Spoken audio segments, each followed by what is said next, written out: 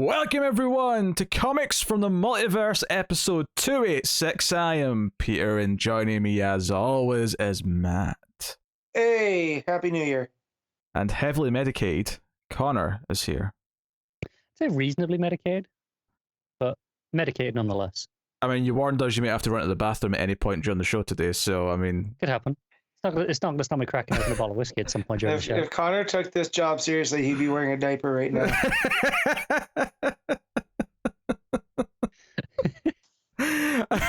I'm just letting them know because I love the idea that if they're watching the video version and they see you leave, they know.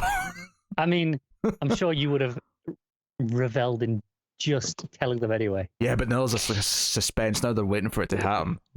You would watch Connor shitting himself right now. Joe, I will say, because I might end up wandering off during one of the books that I'm not covering anyway.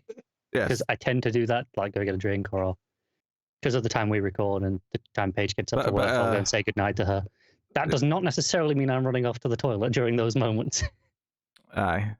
He goes off, does a bit of croquet during the books he's not reading sometimes. No. You mean old Johnny One Arms playing croquet? Maybe not right now. I mean, Yeah. with the Might one have arm. this whiskey open early and I thought, Wait, you should not be drinking whiskey with new medication, Connor. shut up. God, I really I'm tired of my I'll take that dad. risk. Yeah, jeez. This is a DC Comics podcast. That's how I checked your on him, doctor. We get together, we talk about DC Comics that we've read this week. It is the final week of books of 2021. Although, worth mentioning, we are recording this on New Year's Day, so it is actually 2022 now.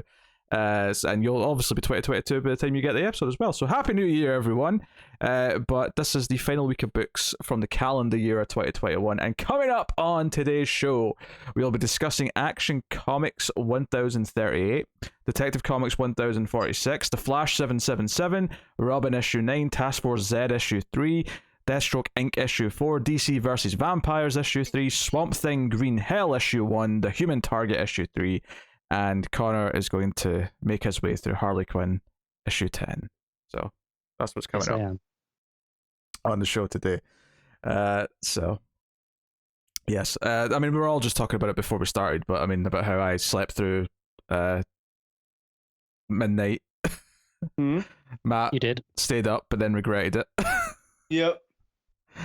I passed out about 11:30, so it was unusual for me. Yes. Basically, despite the fact that we're all in our early to mid-30s, well, actually, no, Connor's not yet. Hey, fuck you. Connor has the least amount of excuse. Connor's like... I was on 70 minutes of sleep. Connor is like somehow the oldest man amongst us, despite the fact that he is the Yeah, youngest. Screw you all. Yeah. You should get a little cap to go with these constant whiskey drinking. I do love. I saw yesterday. I think I was at the gym, and Connor is talking about how he's going to do a best of year thread, and then proceeded to wipe himself out after one because he can't Turns type out, properly. Yeah, typing with one arm gets really tiring. Yeah. When I was typing, I didn't realize I was going to type quite that much. And at some point, I was like, I could like position the arm to type as well, and that was a bad idea. That just hurt. So And this just shows you how I think. I don't really type on my computer too much. I do everything via phone. So I was like, wow, it must really be bad. I mean, if I'd done it by phone, it would have been easier to type, but Yeah, it right? would have taken me longer because typing, I just find it slower. Yeah, and, typing on and the have to phone's go- annoying. Like, and I was putting images in the thread, so I was like, Oh, dear. copy and pasting. Whereas if I was doing that on a phone, I'd have to go and find the images, search for them, then switch back to the app, Right. as opposed to just copying from another tab. I just thought it was funny that he's like, yeah, I'm gonna do a couple year threads. He's like, I overestimated, and I'm doing one. Yeah, I'll do the second one soon. Maybe by the time people have listened to this, there'll be a second one. yeah, that's one of those weird things. I feel like people who don't use computers much and just use phones and tablets, don't like. They just have to do everything that way. That they probably don't get that for people who do actually use computers to do any proper work at any time is that having to use having to go and get images and then type on a phone. Yeah. It just feels like such a chore when you're used to doing it on a computer, where it's much easier. There's more tools. There's more ways to make it life simpler. So, yes. Basically, I'm ranting about people who only use phones and tablets. If you want to only use a tablet or a phone, go ahead. But I'm not going to do that. Yeah, I'm not doing that either. I need a computer in my life. Like people, that's it. Like people think, oh, I've only got one hand. Use a phone. It'll be easier. I'm so just used to typing on a keyboard, like an actual keyboard, that it still feels slower to use my phone because I don't do it enough. Even though I use it a You reasonable could just amount. use words that only use the right hand of the keyboard. Do you know what pisses me off the most? The thing that annoys me the most is when I want to do like a capital and I'm holding down shift and I'm stretching, and it's one letter too far out of my range from the left shift, and I'm like, God damn it, I've got to use from the right shift, and I'm like, God damn it, I've got to use the other shift. I've got to move my whole hand over, and I'm like, nah, it's just awkward. So what you're saying is the letter H right now is your worst enemy. No, H is fine. It's because I can put my hand on the right on the right shift, little finger on the right shift, and I can reach as far as like C, D, and R. It's when I want to do a capital like E, where I'm like, oh, it's one little bit further than I can reach comfortably, and I have to readjust my hand over to the left shift.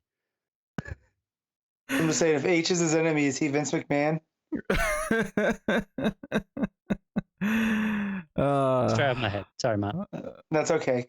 Pete, that was for Pete. Pete got the laugh. Yeah, it was alright. It wasn't a great joke. It was an alright joke. No, but just if you know what's going on there over in that other company, it seems like someone's having their legacy erased of the past maybe 8 years. So yeah, married the boss's daughter for nothing. Exactly.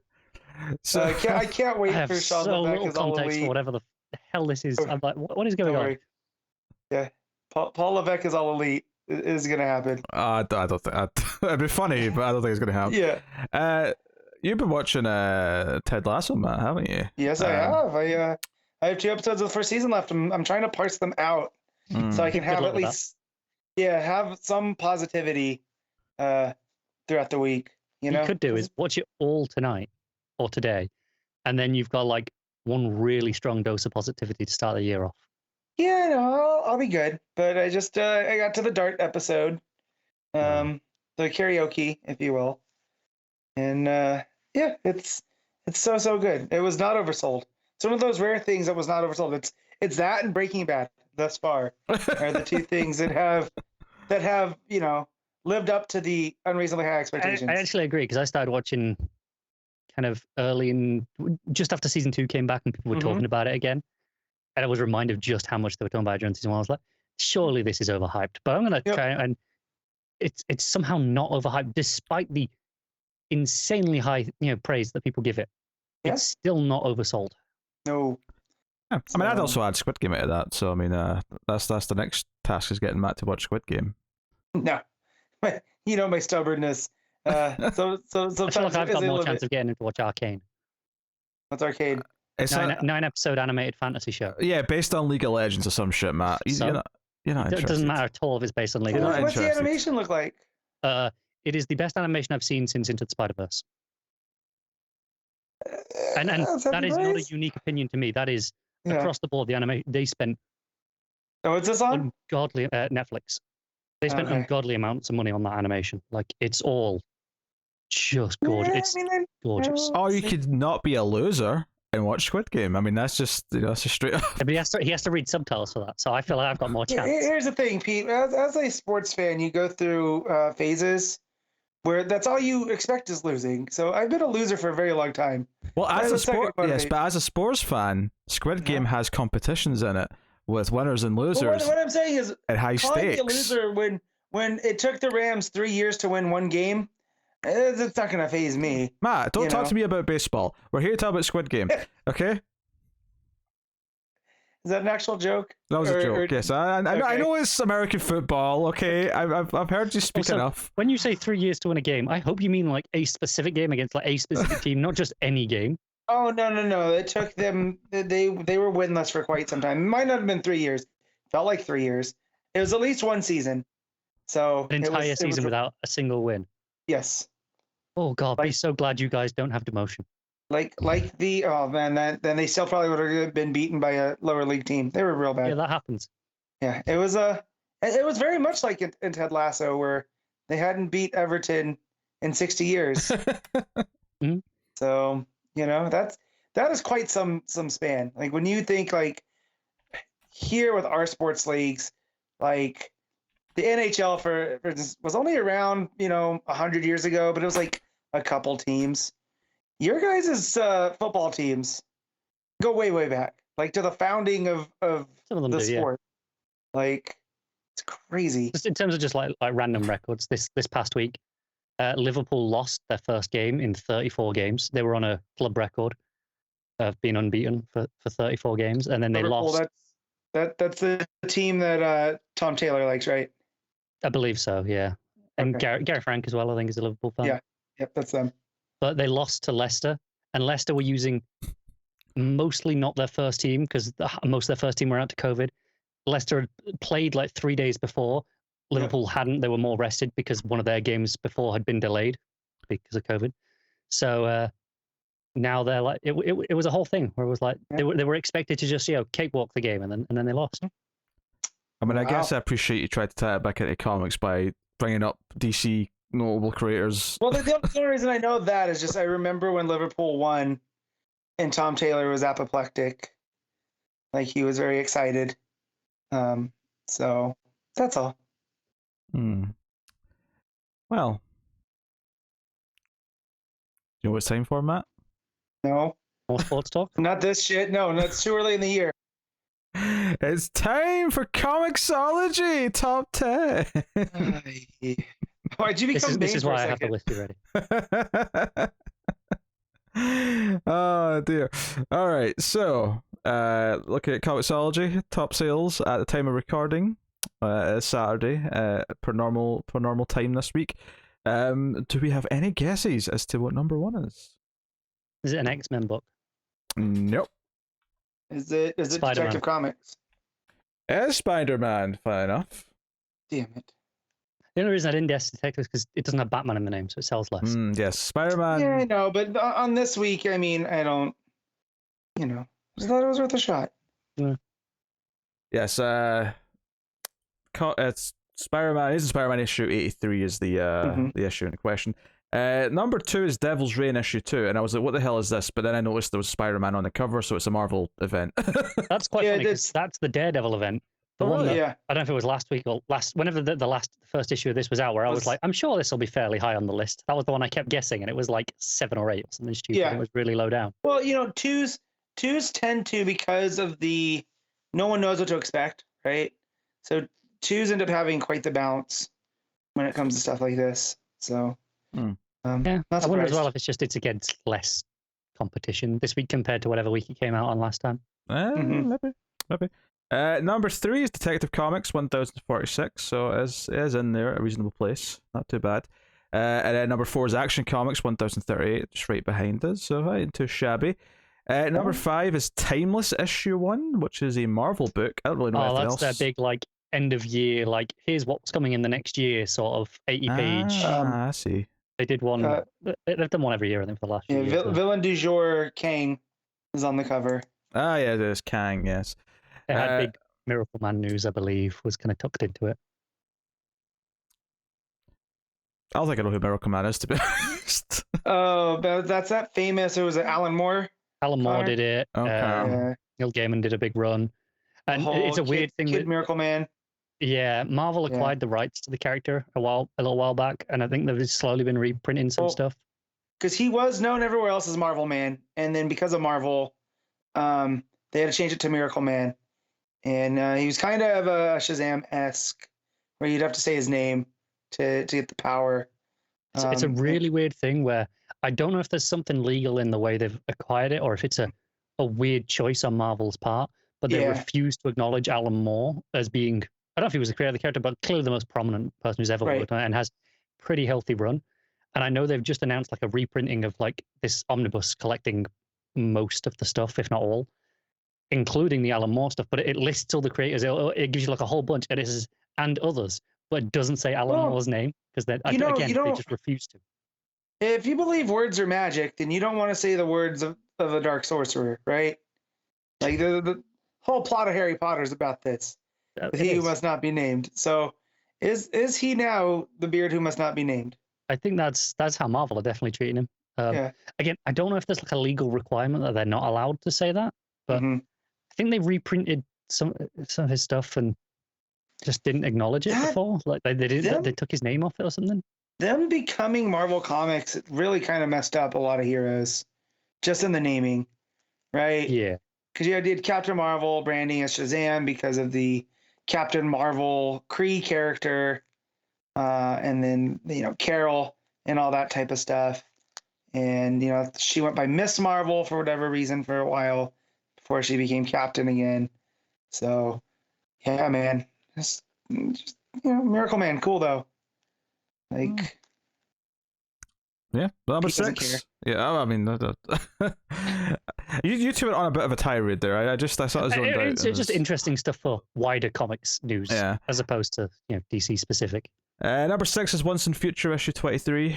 I'm sure Connor's. Ooh. I'm actually very glad to see that doing so well. Yeah, happy But I about didn't that. realize it was. Do we know what this next chapter is? Because after Beowulf, I have all the really- issues. I haven't started reading them yet.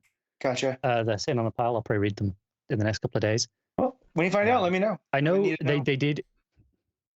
Okay, I know what I think it might be about because they introduced some stuff at the end, but it's more Okay. spoilery that I don't want to say. All right, don't say it then. Number 7 is Robin, issue 9. Yeah, buddy. Number 8 is Justice League, issue 70.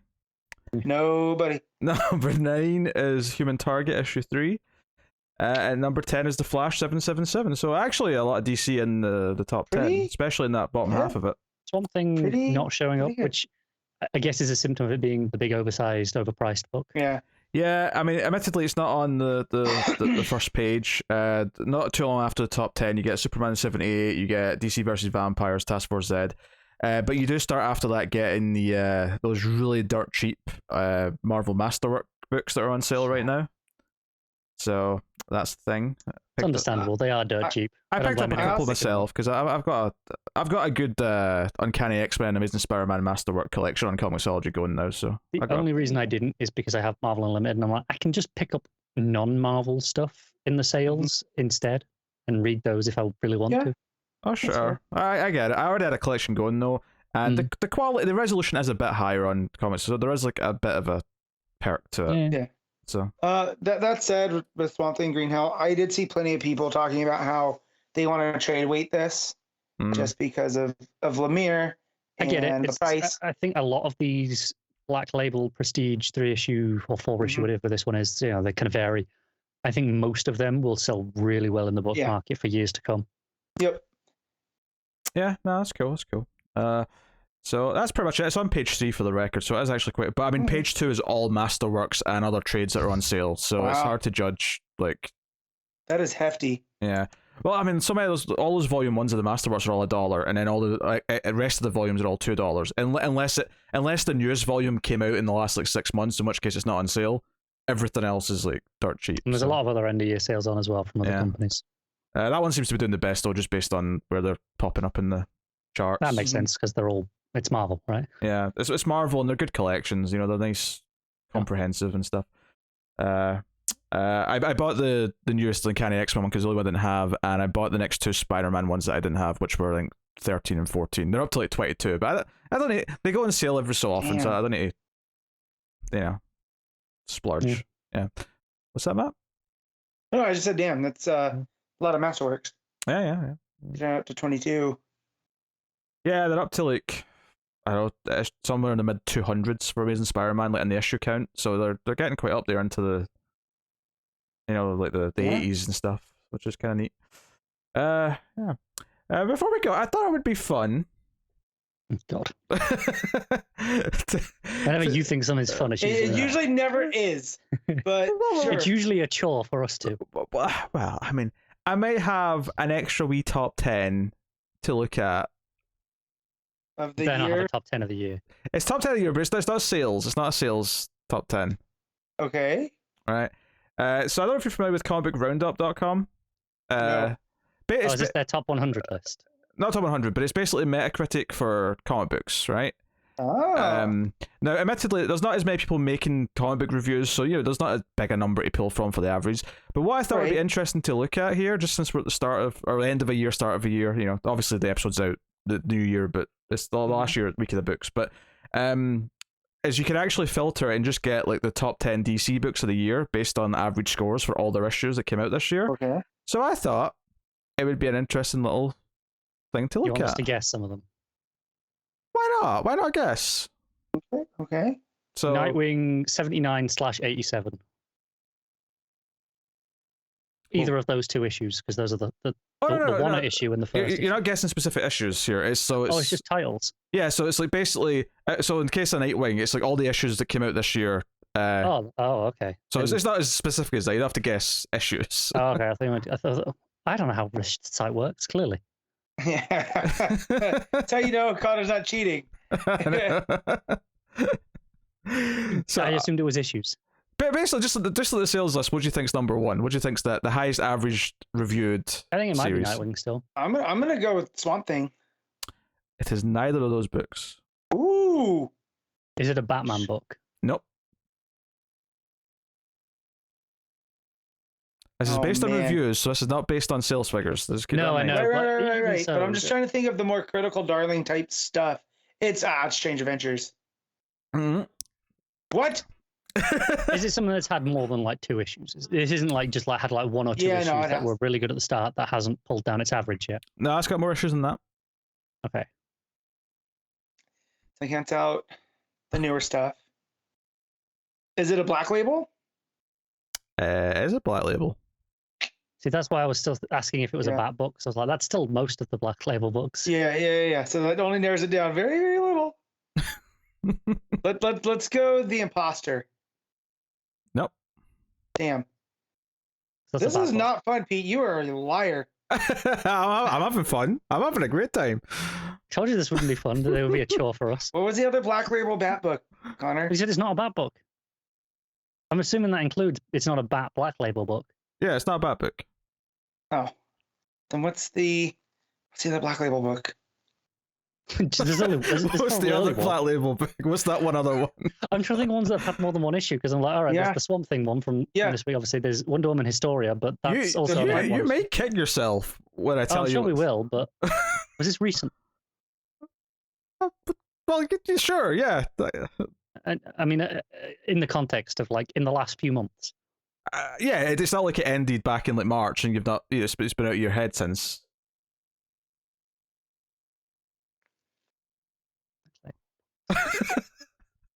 I got nothing. Number one, based on the averages, is The Nice House on the Lake. Oh, son of a bitch. Which has an average of 9.3 over 67 reviews over the 6 issues that it's had. Fair. So, if I remember my scores throughout the year, that's about right.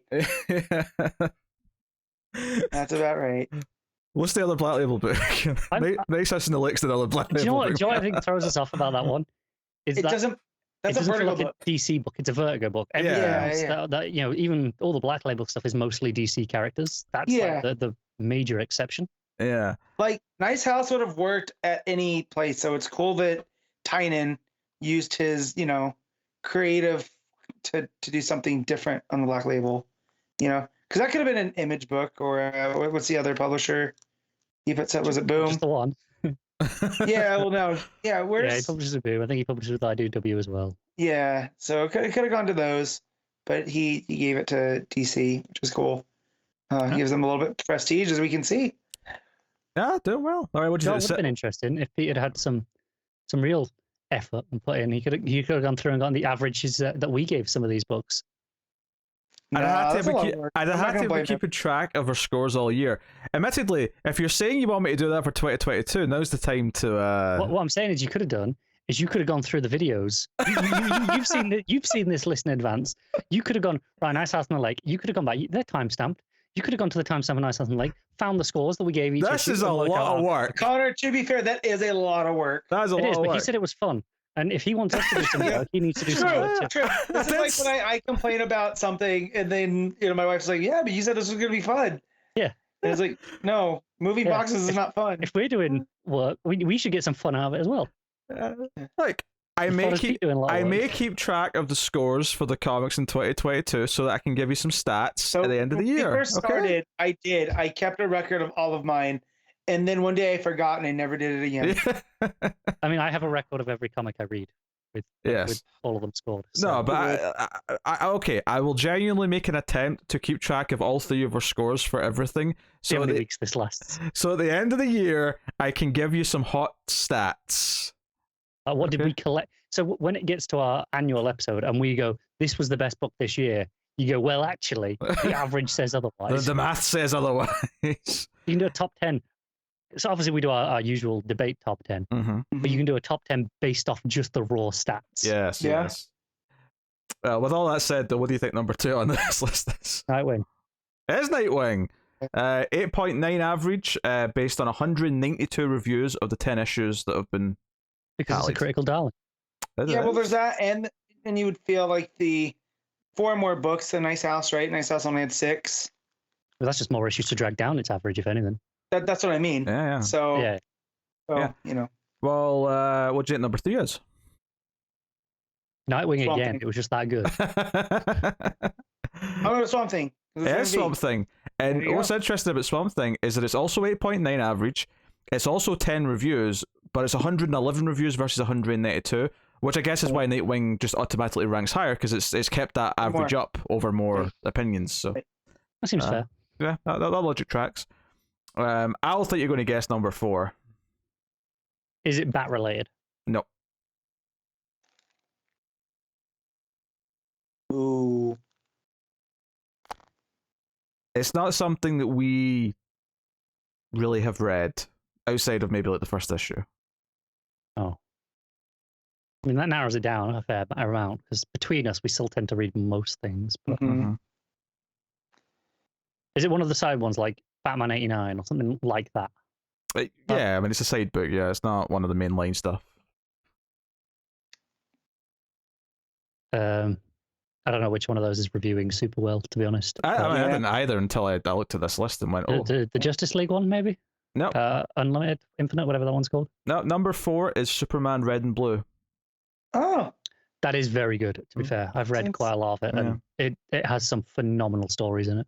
Yeah. So also 8.9 average. This is based on 6 issues and 62 reviews. So you can tell that it's not getting reviewed as much as some of the other books, but it's yeah. And that's fair, because it is each issue's anthologies. They tend to have 3 to 5 stories in them.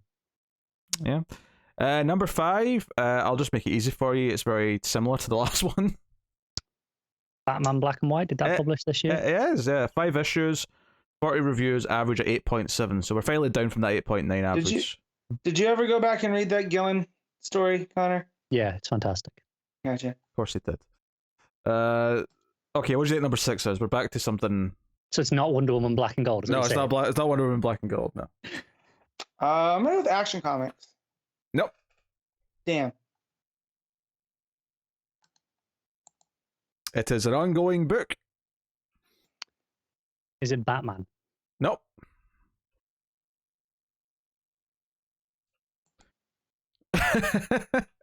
There's a lot of ongoing books. We do review this one. We all read this. Okay. Still a lot of books. An ongoing that we all read. Is it a Bat book? I guess, yes, technically it's a Bat book, yes. It's a Bat family book. Yes, Bat family book. Catwoman? Nope. Robin? There's Robin. Robin is number 6, yeah, with 8.6 I wasn't average. Taking that bait. That's why I took it. I was like, no. I was going to say Robin. Well, Matt's not going to say it, so I'm going to have to throw it out there. Yeah, 9 issues, counting here, 128 reviews, 8.6 average. So, not bad. Yeah. Number 7 is not an ongoing, but it is something that we did all of the issues of. Strange Adventures? Nope. That's what's surprising, actually, to be honest. It's surprising. Yeah, not that it, like I thought it was bad, but just that it is over something like Strange Adventures. So I tell you, we all enjoyed it, but didn't like love it, and that is all. Yeah. It's a mini that we all thought was okay. I read too much comics. It is Infinite Frontier. 8.6 average again, 7 issues, 110 reviews. I suspect there's some event hype bias going on in those reviews. Very possibly, yeah. Can't discount that. Okay, number 8, something that you should be able to get. this one Strange Adventures? Nope. This one Batman. Nope. Damn. You gonna give us anything else to go off of them? We It's should not be able Justice to get League. It has been guessed at least once already. Action Comics, No. Detective Comics. No. Catwoman. Catwoman is number 8. There we go. 8.5 average, 141 reviews based on 10 issues. There you go. Why? Oh, I was gonna say why on 10 issues because of Future State. Future State. Yeah. Yeah. Nothing at 12. Well, maybe one of the ones that double shipped for a while, but other than that. Yeah. Number 9. A bit more recent, but still ongoing book that we're all doing. That we're all doing. Did it only start Really? recently, or it had a new creative team recently? Started relatively recently. Superman, Son of Kal-El. It is Superman Son of Kal-El. Good job, Connor. 8.5 average, 75 reviews based on 5 I just want to make issues. clear, I'm still not looking at this. Mhm. I haven't got this up. And then number 10, final one. Batman. Not Batman. Is it Strange Adventures? It's not Strange Adventures, believe it or not. So somehow, apparently, the Tom King Prestige issues aren't reviewing as well. I guess there are more people like me than I realized in the review space. I as know opposed that. to just people shouting on Twitter. Either that, or they're not mainstream enough that a lot of sites just aren't reviewing them, so they just don't have the Right. review numbers to get onto this top 10. So that's possible. Maybe. Anyway, number 10. Come on. It's been guessed a few times out, but I it's think fun. quite a few things have. Action Comics. Action Comics is number There 10. we go. 8.4 average with 130 reviews based on 10 issues. So no Batman, no Tech, but Superman, Son of Kal-El, and Action Comics in the top 10 reviewed. Yeah, so you're happy, basically. and Robin there? Oh boy. Yes. They're like 2 of my favorite comics right now. So It's interesting. And just, well, obviously I won't make you guess for this, but just to see like sort of where they slot into like the overall. So Nice House in the Lake was the number 1. That is the 3rd book overall on just general. The ones Are that the beat top it, 2 both Marvel books? neither were Marvel. no, it's gonna be something. Yeah, number 1 was The Many Deaths of Layla Starr, Layla Starr. which is Oh, that's so good. Yep, boom. I was gonna guess. I've actually heard of this. What is this? So it's a Ram V 5-issue mini. Oh, okay. Yep. I have all 5 issues, and I have yet to It's- read one yet. Goddamn so- fantastic. Yeah. Yeah, definitely recommend it. That's got a 9.8 average, so that's like It is Damn. phenomenal. Like, reviewing very well.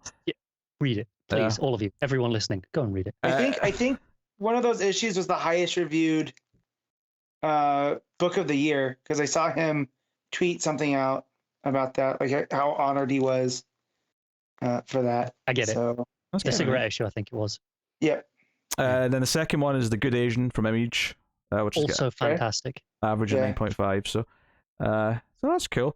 And then so the second one was Nightwing. That came in at number 7 overall. I'll just list these. I don't want to, obviously don't want to draw this out too long, but the books that came after Nice House in the Lake were Stray Dogs, Scouts Honor, Beta Ray Bill. So Beta Ray Bill's the top Marvel book of the year. I think, you guys both know. I really enjoyed that book. Dan Warren Johnson, writing and art, as he tends to do. And as we So know, fun. Pete doesn't care for Beta Ray Bill. So Yeah, but it's a 5-issue mini, and he has Marvel Unlimited now. They don't know that yet. That episode's not been put out yet, Matt. Shut up. Yeah. I was doing Why so not? good He doesn't in like- not referencing a thing. Not a thing. Also, I guess it's clear we've already recorded that. Yes. I don't know if that had been mentioned or not. I don't know. but I mean, it's not really a secret. We already we recorded really the should have Angle done episode. this list would have been more interesting in that episode. Well, but bit of a secret. It was planned for that episode, and I forgot to do it. So it got, it got put in this one instead. Oh man, shambles. So yeah, Nightwing came in at number 7 overall. Swamp Thing, which was next, was right after that at 8. And yeah, so the DC comes up. Black Widow from Kelly Thompson's at number 12 overall. So that's actually like the second highest Marvel book of the whole thing. Mhm. So that's cool. There you go. That'll do it. Yeah. That'll do it. Let me. Just because I'm curious, DC's number 1 book for 2020 was. God, I'm glad I didn't do this last year. You two would have been rubbing this in. What do you think it was? What do you think it was for What did 2020? we love that P hated? That you two would be gleeful about, and I just wouldn't give a shit about. Was not. Hawkman. No. Oh, Just- the Hawkman's number 2. Jesus Christ. Wow. Justice League Dark? No. Wow. What else did we It has to look be at? something magic, mythology. I'm trying to remember what books finished. Because I'm assuming it didn't publish this year. Yeah, it's still published this year now.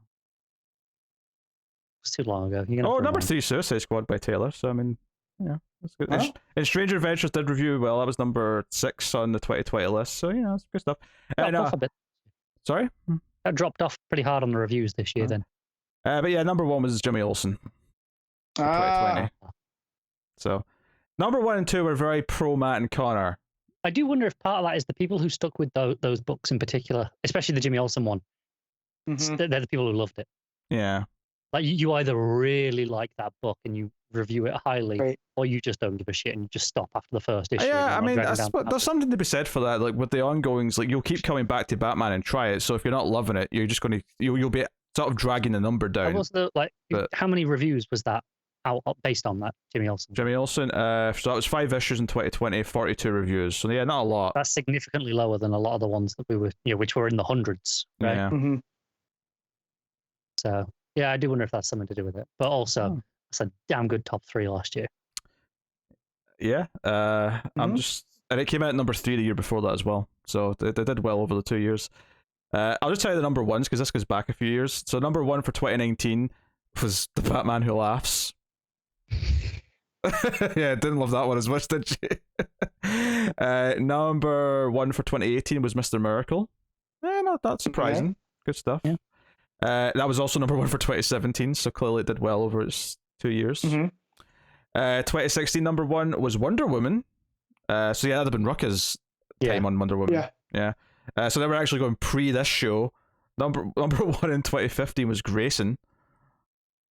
Hey. Number 1 in 2014 was Batman. That was still Scott Snyder's run.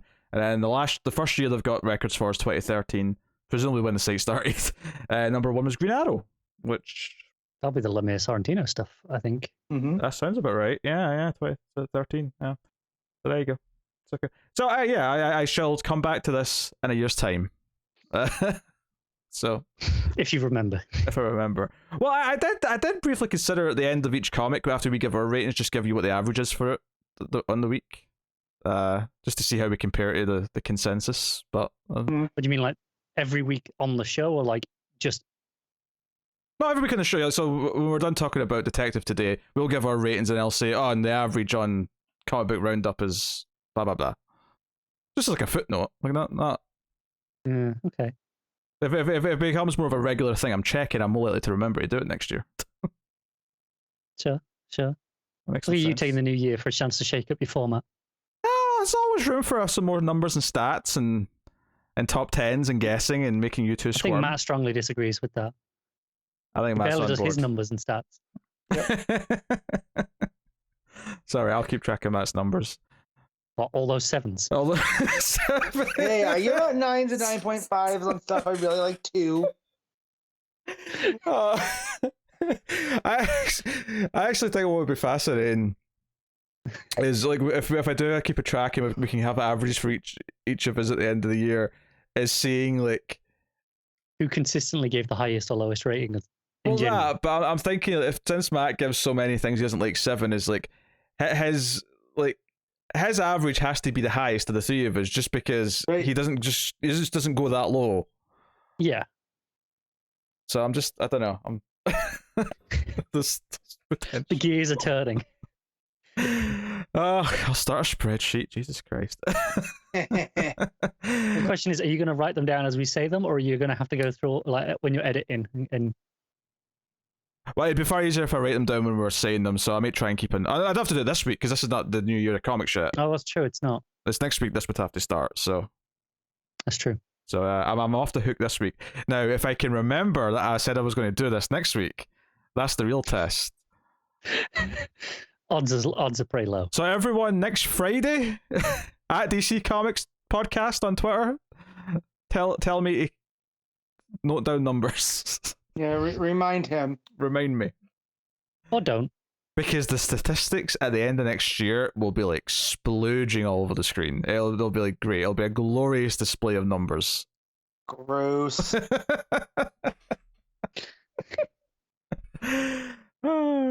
dear. Okay. All right. Shall we talk about this week's comics? Yeah. Let's do that. All right.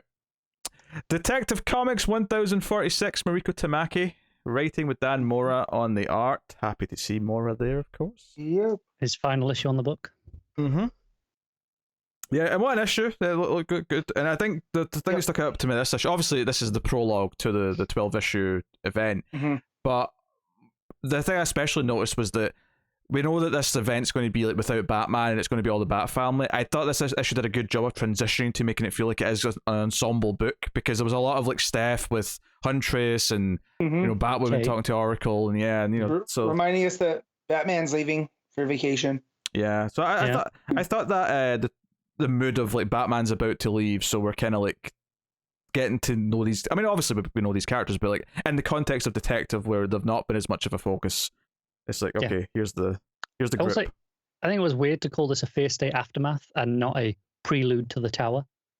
Yeah, that is weird. I mean, but it is still kind of dealing with the state of Gotham in between. I mean, it's mentioned, it's relevant and it's mentioned. I can only assume they thought Fear State was going to, like, when they put that in the cover, they either knew or assumed that Fear State was selling well, so it was just like a way to like convince people to try this. So the idea being that if you like Fear State and you bought this just because it was a Fear State kind of loose tie-in, now you're maybe more likely to carry on and read the Tower. I think that's the idea. How successful that is, I mean, you can, you know, debate yourselves, but yeah. So the issue starts with a villain. This woman, what's her name? It says later, but she's like a proper serial killer, and she's killing a guy up in one of these condo towers. And there's an explosion. Batman shows up, but it's actually Steph down in the the car park that shows up. Parking garage. Yeah. And I actually really liked this. I thought the action here looked really great in the art. The jumping over the car. Yeah, really nice. I thought the coloring looked great. Like it's obviously she's always in purple, but I thought the purple of the costume and the blonde hair really popped nicely together in those panels. I actually thought that the layout of this page was super interesting to me, because it does the thing of, okay, it's basically one continuous image with the character doing the multiple movements on the same page. Except it still splits up into 3 panels for Steph, even though the car is still just one image. So it's doing both at the same time, of having it be multi-paneled and also the single panel. I think that makes it work, and just in the theory of it is that the car is really big compared to her, right? So the idea is in your face, so it's this big object, but she's like diving over it. So it makes sense to me that the car is all one image effectively, but she isn't. Yeah, I'm not complaining. It's unusual, because to have this having just been, a splash page and see Steph 3 times in the movement, maybe you do the slight translucent effect on the middle one. That wouldn't have been unusual at all. That would have been a pretty common sight. So to do it like this, it's pretty unique. I don't think I've seen it like this before. Not on this scale on a full page. I've seen it on 3 or like a grid panel, but as a full page and it's uneven panels, it's really interesting. Yeah.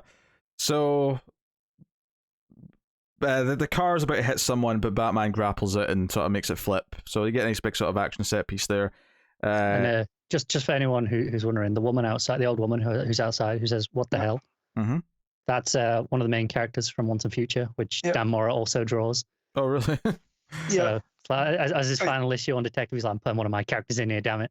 Yeah, I saw that and I went, Connor's gonna know. Yeah.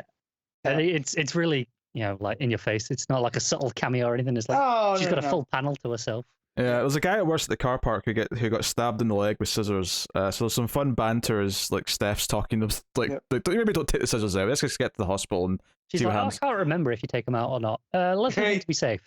Yeah. Well, it sort of sets up, kind of the modern world here a little bit, where like this footage that he's recorded of the car exploding and stuff is already online by the time he gets to the hospital. Like he literally uploads it in the ambulance. He's like, I'll get some clicks, get some likes, all that stuff. It could have been live uploading as well.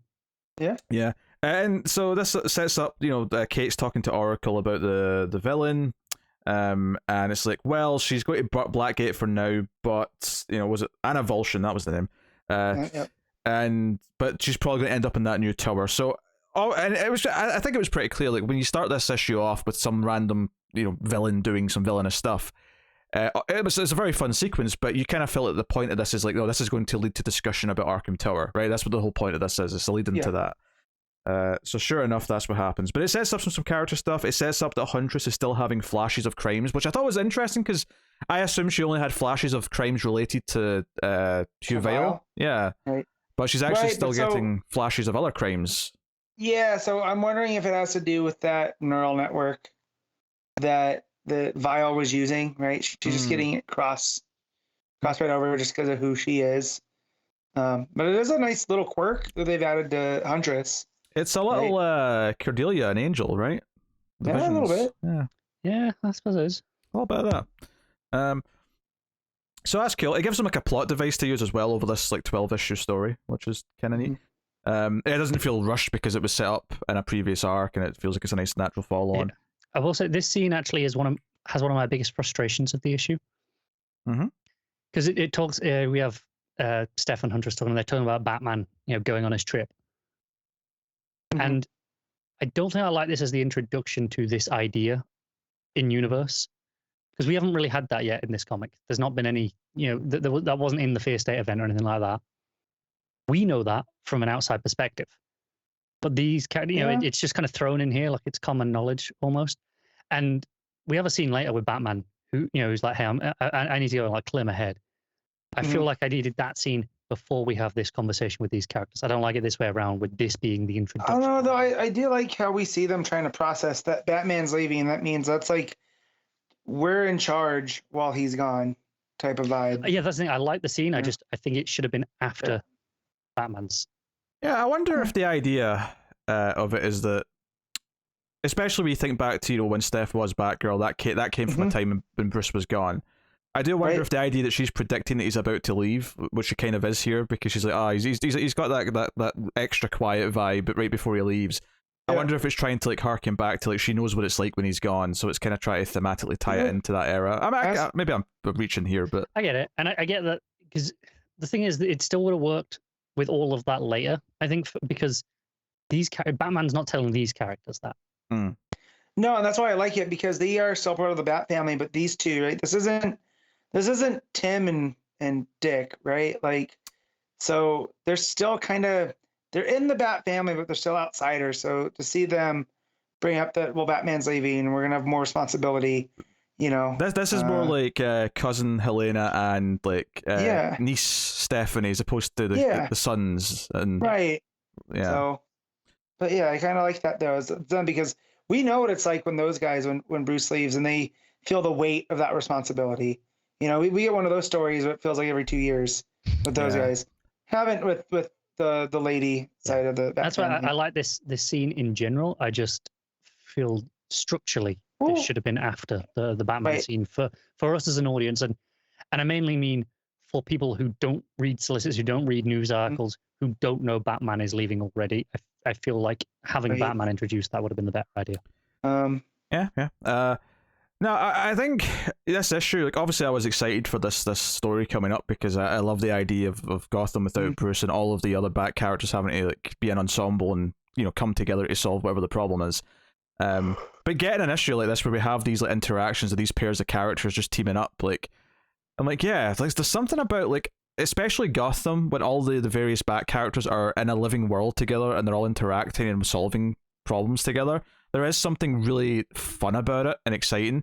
So it's nice when they just sort of say, no, we're just going to do that. We're going to make that the story for a change rather than just giving you the breadcrumbs that you sometimes get, which is a nice vibe. So it also sets up, and Nakano brings in Chase Meridian and tells her that she's there to assess if Arkham Tower is any good over the first few months. Right. And basically says, yeah, I've made some mistakes. I've made some dodgy decisions recently.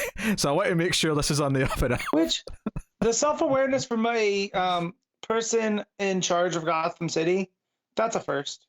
Yeah. No, I like that. It follows on from the mistakes he made during Fear State and stuff. So it's and Joker War. Yeah. He's got a bit of a record at this point. He's had a bad year. All right. Like Gordon's gone. He has to really lean on Montoya, who doesn't really like him. It really feels like he came in with this strong statement of, I'm going to be a different kind of mayor. I'm going to put my stamp on the city. And then a year later, he's gone, shit. I would trade my other eye. I see why not they to be, did it that way now. Yeah, I would trade my other eye not to be mayor anymore. Oh dear. We also Deb Donovan's still kicking around, so this is another one of Tamaki's characters that she's helped feel prominent. with Batwoman, which again I like. I didn't realize this until we were talking about it, how focused on the non Robins this is, which I didn't realize. Like each of them kind of has a opposite, like an opposite side on there. So like, you know, you have Dick and Babs at the top, right, is kind of the lieutenants, but then like Helena's kind of the Jason type, kind of the South Sider. Yeah, Steph is kind of the Tim. Steph and Tim, and then you got, you know, Cass and Damien, which, you know, so I didn't really put that together. And then you have Batwoman as kind of an outlier. She's the Bruce. Yeah, the Bruce. Yeah.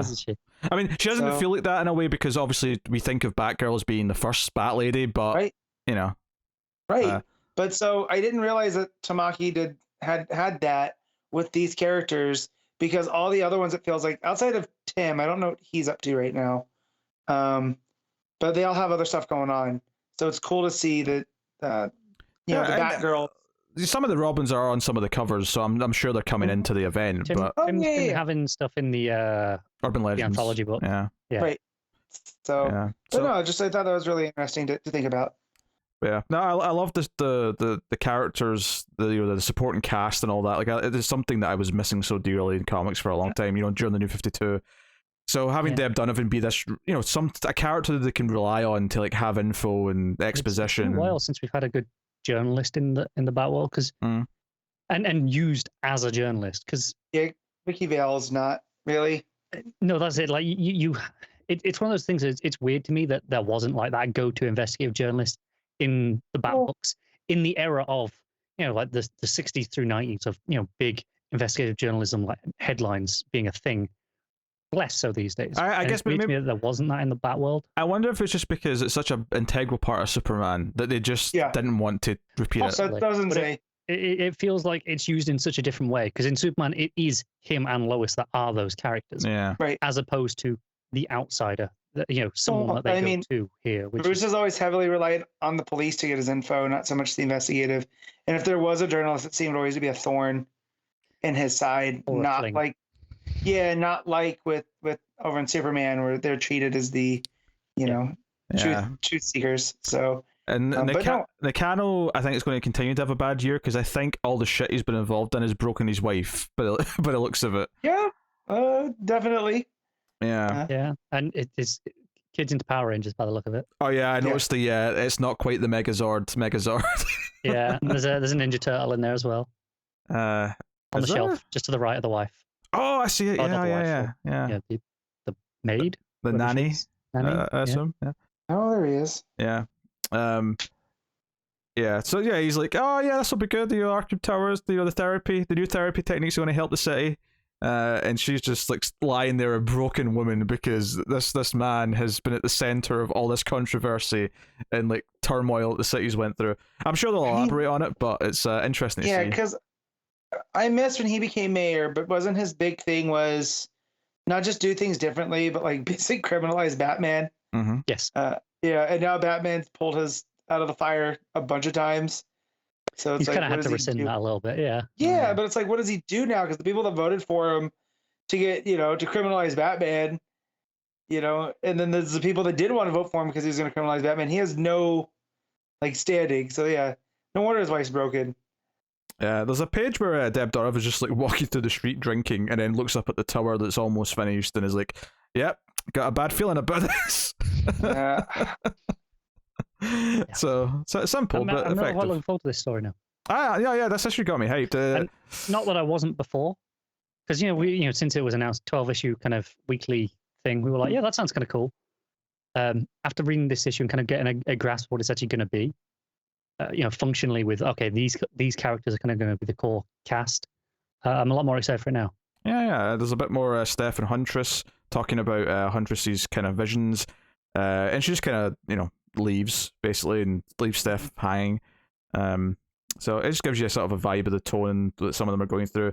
And then there's a scene with Batman and Chase who meet on a rooftop, which I think is very intentional, meant to make you think of Batman Forever a little bit.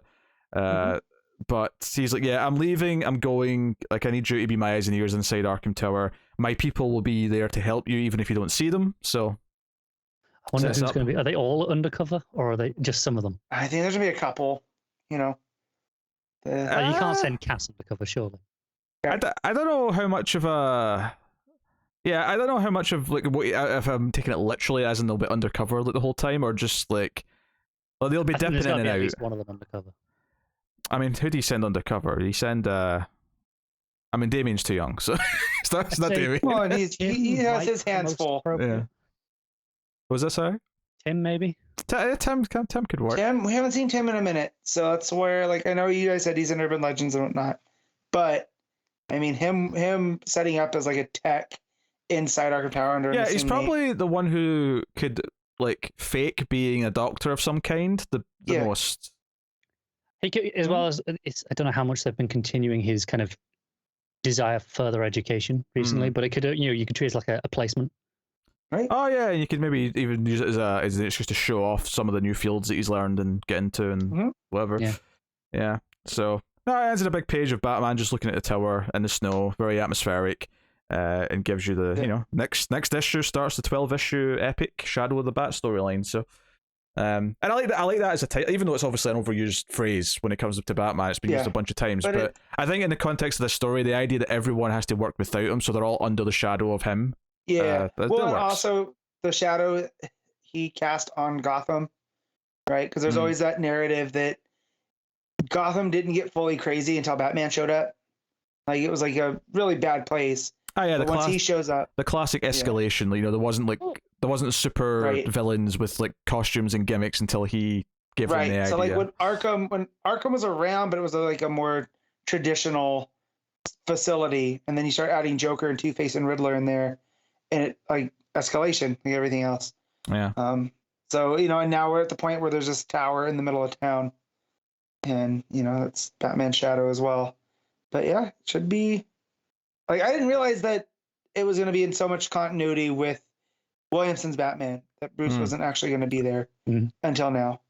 Yeah, so. I think that's maybe why I never really thought too much about the discussion about Batman leaving, is because I feel like that was more of that's more to do with Batman's book, and it's just kind of like happening alongside this. I think it's a thing where if you're not reading that book, if you've only been reading Detective, I think it's important for it to be in here. Yeah. And I think, given that it's setting up the status quo for this book, is Batman's not here and we're transitioning this away from being a Batman book, essentially. Well, which it does by the end. I mean, your complaint was really just that it doesn't do it in the order you'd like it in. Pretty much. And that's, again, I like the scene. I just think it's more important to have that moment with Batman kind of being like, okay, this is the setup. For the people who don't know that information going into the book, I think otherwise that scene earlier plays very differently if you don't know that Batman's leaving. It makes some sense, like your argument makes sense, but at the same time we always come back to more people are always reading Batman than the Detective, so the chances are people that are reading this are probably also reading Batman. So maybe monthly, but I'm thinking down the line in trade, if this is better received over the long term, then this run will probably have more legs in it.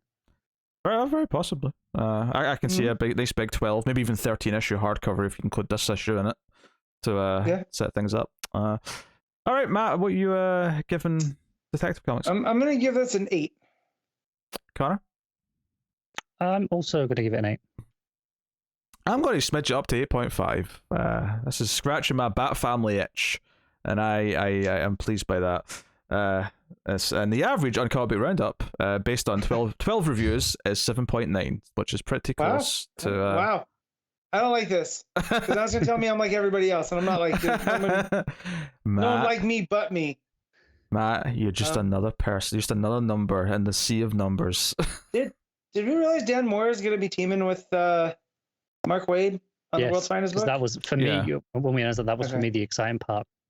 I just learned this. I'd only heard Wade, and then when I went to see what Dan Moore's doing next, that came up. I mean, he basically seems to be doing arcs of a DC book in between arcs of Once and Future, because that's still going, and he's still doing every issue of that. It just takes like 3-month breaks Yeah, between arcs. there's nothing to not be happy about this World's Finest book coming up. Yeah. Nothing about it.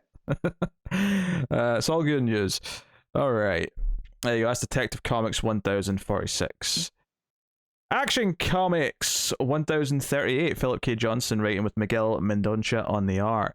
So this is our second proper part of the Warworld saga, and it is after Superman's defeat last issue. It gets heavy. It has some hope in the darkness. This was bleak. So I this was the last thing I read this week, and I kept seeing praise. And while it is very good, I should have waited to shouldn't have waited this long. I was going to say, you couldn't have left it any longer, Matt. It was the last book you read. Are you saying it was kind of overhyped for you, or that it was so good you should have read it first?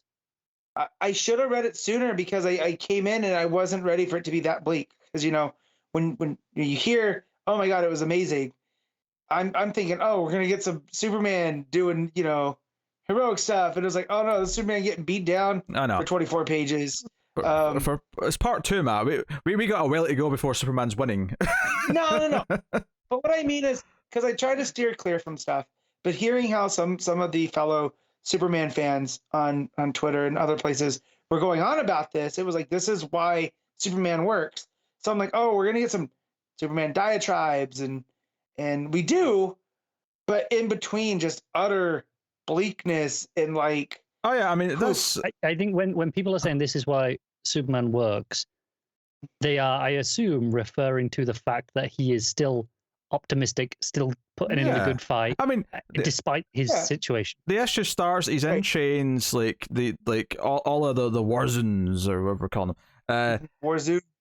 Yeah. So like, obviously, Light Ray get killed last issue. Yep. The others are in chains. They're pissed. I mean, there is a moment where Omak breaks out, but Mongol, who is just like mows them down with his beam.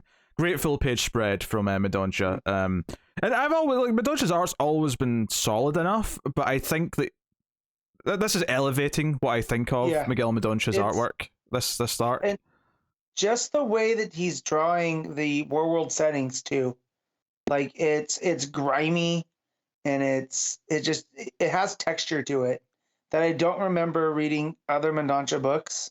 Yeah, so because Mendonca was one of those like just sort of like, he's solid, but he's kind of one of the house artists, which was kind of the feeling with him before. A good fill-in, like if you saw Mendonca's name on the cover and it was like a fill-in issue, you knew you were in good hands, but you weren't exactly looking forward to the Mendonca art. Yeah. Here though, I feel like that has gotten elevated. And it feels that this is kind of it feels a bit of a coming out party in a sense of like, hey, he can be kind of an A-lister now, and we can sort of be excited for him being an artist on a book. Yeah. I think something else that needs to be said is Adriana Lucas's colors, kind of bridging that gap from Sampere into this. That might seamless. be what adds to the griminess too, because there's a lot of harsh. I think the harsh inks as well. I think especially on Mongol, like he always has the harsh shadows in his face. I think that works really well. But anyway, so they bring out like one of these soldiers, the one who failed to capture Midnighter because Midnighter ran away. And he's like, hey, Kal-El, you will murder him. And if you don't, first of all, you'll tell me much worse, but then I will hunt down your son. And then he also just casually throws in, his wife and his sisters will all be used as sex slaves to, spawn new generations of my warriors. Like, it's super, like this issue for a Superman comic book, this issue hints on some pretty dark stuff. I like villains that are fun. Mongol is not fun. No, he's not. I can't wait for Superman to, like, I feel like where this is going, just in the grand scheme of other fiction that's like this, where the evil overlord gets overthrown by his own people and gets ripped limb from limb by them. I hope that happens to Mongol. Like, I'm looking forward to it. Being that it's Superman, he'll probably stop them because he's Superman. But yeah, that well, if it does happen, there's always a Mongol who will be, so it's fine. Exactly. True, but is it as bad as this one? Right? Like, I mean, Superman shows defiance. He grabs the axe he's supposed to use to kill this soldier. Can we talk about how cool the axe is? Just that the axe head is just chained on to the handle. Yeah. It's just tied on with a chain. Right. But he grabs the axe and he throws it. And this is the thing. So he has this moment where he actually breaks out. and he doesn't use it to fight. He doesn't use it to get away. He uses it to sort of like say goodbye to Light Ray and sort of apologize and just give her like a send off. And that's what he uses his few seconds for that he has as because obviously they're coming to like chain him back up. Like they're not going to just let him stroll around. So I thought that was a really effective moment because almost for at the start of that page, like after he throws the axe at the end of the page, and then you see her like her chains like break down and the body drops. And for the top half of that page as he's carrying, I thought, what the hell? Where's the urgency? You just broke out your chain. Like surely they're coming. But then as the page went on, it was like, no, that's the point. Is that he's just saying this while he has a chance right before he gets knocked out again. It's a really sweet moment. It's very Superman. Did they just knock him out, or did they kill her as well? Because obviously there's an actual blood splat. Yeah, well, she's already dead. All right, she already did. I couldn't remember if she was dead or just unconscious. Yeah, she died last issue. Yeah. Yeah. So there's an actual blood splat, which is what made it more ambiguous. Right. I think it's just his blood. Yeah, that's what I think too. Yeah, because didn't the big tank baby is the one they killed? Yeah.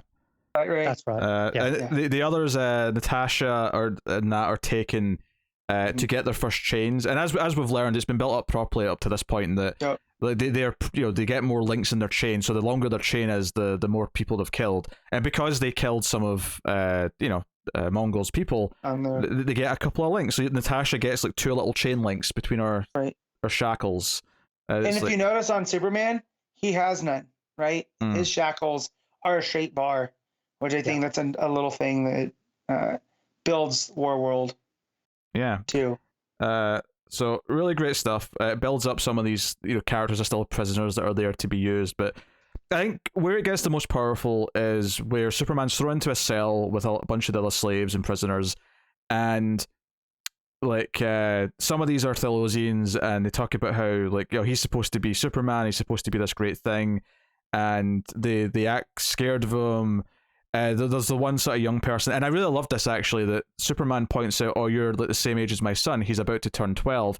And I love that he's passing out as he says that, because obviously we were all thinking, well, no, John aged up, but the fact that he still thinks of John, because that's what he would be. He would just be about to turn 12. Right. Had he not gone on that adventure with his crazy ass grandpa. Do you think we're going to get something in this run of him kind of reflecting on the fact that he lost more of those years than... Yeah, possibly. I mean, maybe, but I don't think that's the point in this. No, but this is showing that's still in there, right? Yeah. Like he still thinks of his son as 12, and he's just, even though he, John has had actual experience, he isn't actually 12. It's not like he was just in an aged up body. Right. The way he still sees he's missing. For all those intents and years. purposes, he's 17, 18. Yeah, because John still grew up. John still experienced that time. Yes. It didn't. So it's not like he isn't an adult or anything like that. It's not that he didn't have those experiences, but Clark missed them. I think it's a mix of that, but it's also just a very real thing that parents often still like. It doesn't matter how old your kid gets; like, it could be 40, but he's still my baby boy, my baby girl. Mm-hmm. There's still a bit of that vibe going on as well. But yeah, no, every time like Clark just kind of gets out, like, I'm my son's just like you, or I won't hurt you. He's just he's whispering these things as best he can, but he's struggling.